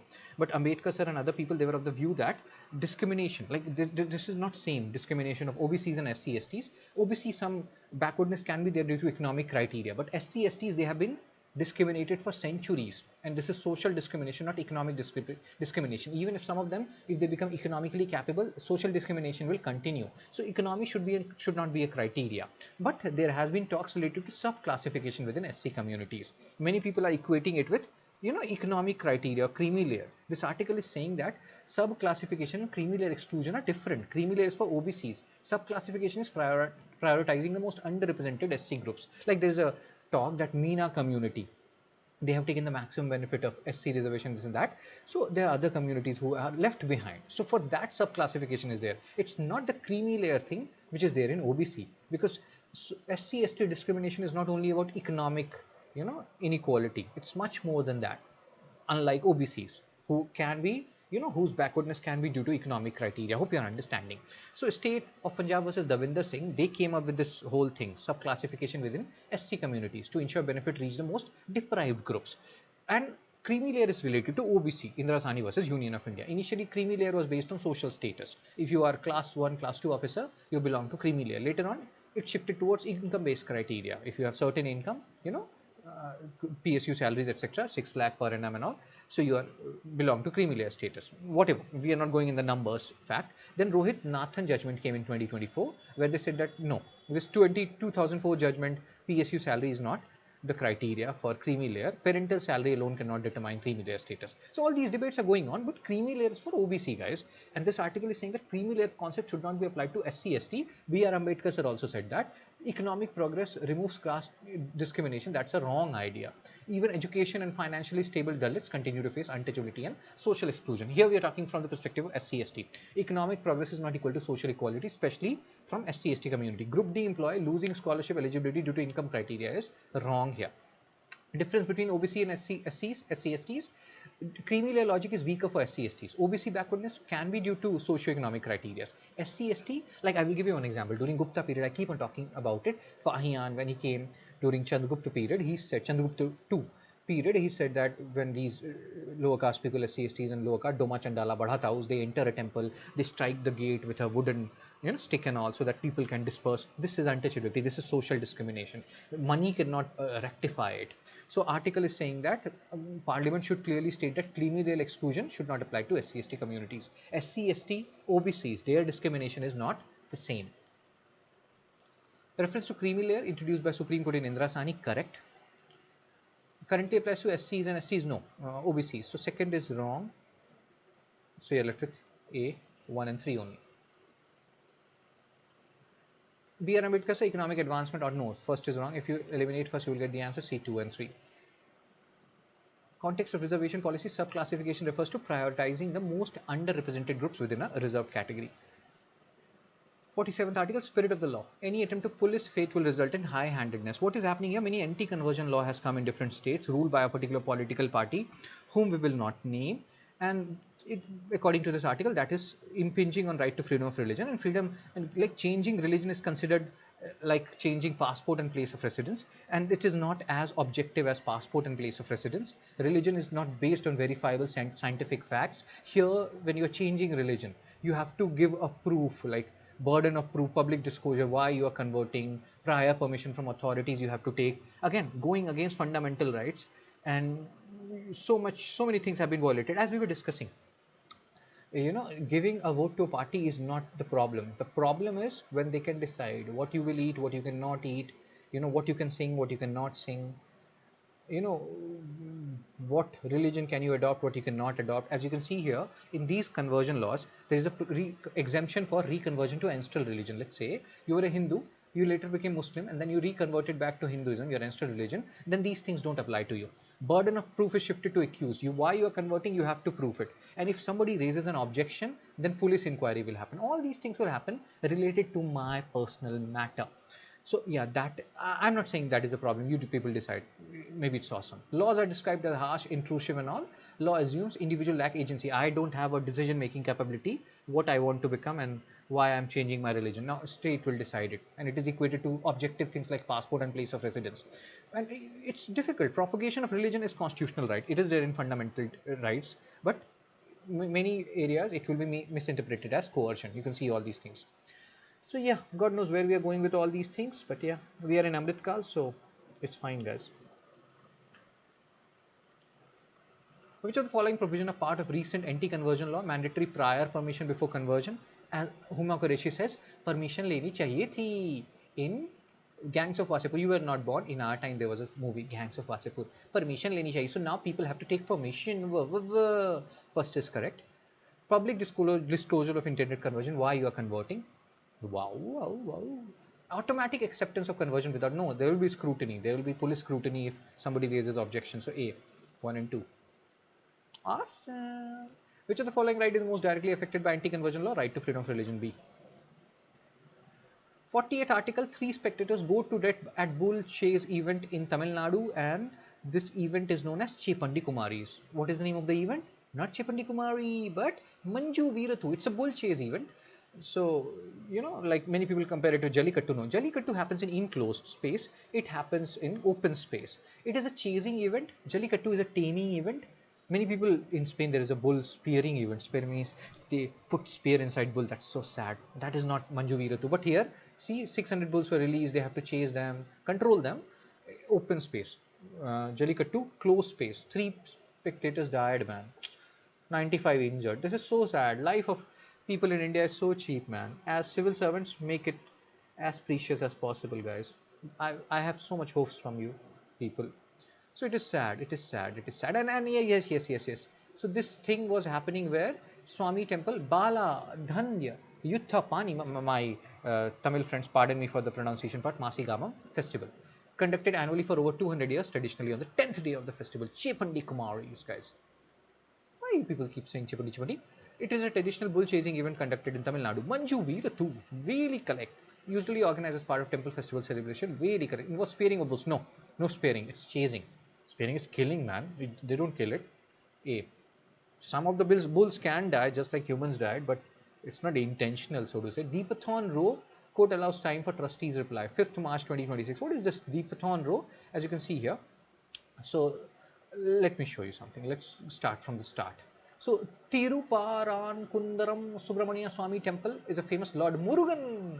So Sangam age, when you people will grow up, become 18 plus, prepare for UPSC, you will read about Sangam age. According to Upinder Singh ma'am, 300 BC to 300 AD. Chola Chera Pandyas, Movenders, Sangam age. And in Sangam age, the main god was Lord Murugan, whom we call Kartikeya in North India. Kartikeya, elder brother of Lord Ganesha, Kartikeya. So in North India, you worship him, but the importance of Kartikeya in South India is something else altogether. And it is said that this Tiruparankundaram Subramania Swami temple, it is one of the 6 abodes of Lord Murugan. On this nearby hill, there is a Kartigai Deepam festival where devotees light a sacred lamp. So initially, there's a dispute lighting the Kartigai Deepam temple on a hill near Tiruparankundaram temple. Court initially allowed the ritual, but then court allowed, district collector did not allow. So again, contempt of court. District collector said sorry to court. They were like, we cannot allow it because of law and order concern. Then court revised their judgment. They were like, you can allow 5 people to go. And this was just a suggestion. Court said it because maybe they felt like they will again do the contempt of court to respect their, to ensure their own prestige. Again, we're not going there. So this is the whole issue. Like, hope you're understanding what is the issue. The issue is this place, one of the 6 abodes of Lord Murugan. So people wanted to light a lamp here on Kartigai Deepam festival. And government Madras High Court was like, yes, people can light lamp there. District collector did not allow it. Why? Because he felt like there can be law and order issue there. And then he said sorry to Madras High Court. Is it too late to say sorry? Okay, so he said that. I'm so sorry.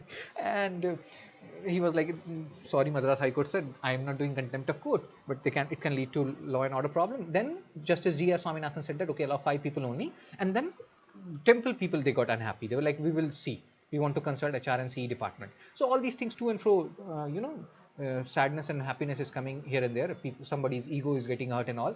We are not going there. What is important is Kartigai Deepam lamp, Tiruparankundaram temple, one of the 6 abodes of Lord Murugan. Murugan is Kartikeya, most famous deity during Sangam age. Vatakirutal. UPSC has asked questions on Vatakirutal. So kings used to fight a lot, Chola Chera Pandyas, during that period, Sangam age. Back wound was considered disreputable. So if they get a back wound, they will do fasting until death. That was known as Vatakirutal. Solve that PYQ, guys, and become Chepandi Kumaris. Kartikai Deepam temple, Subramania Swami temple, Tiruparankundaram, BB, guys, grow up.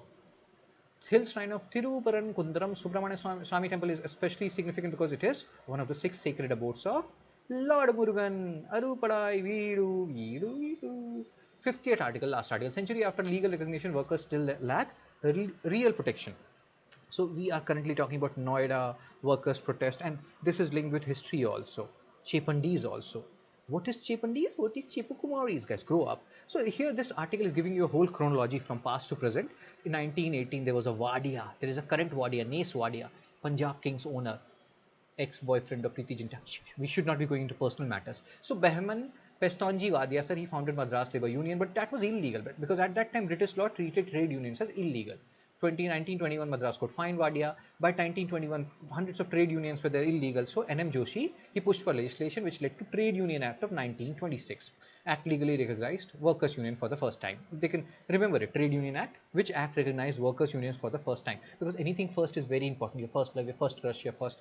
So labor movements rapidly expanded. 1988, 28, you can see 70,000 members and this and that. Then government was like, this is too much. We allowed it and now they are increasing so much in number. So Merit conspiracy case arrested, labor organization, trade dispute bill came. This is important. PYQ has been asked.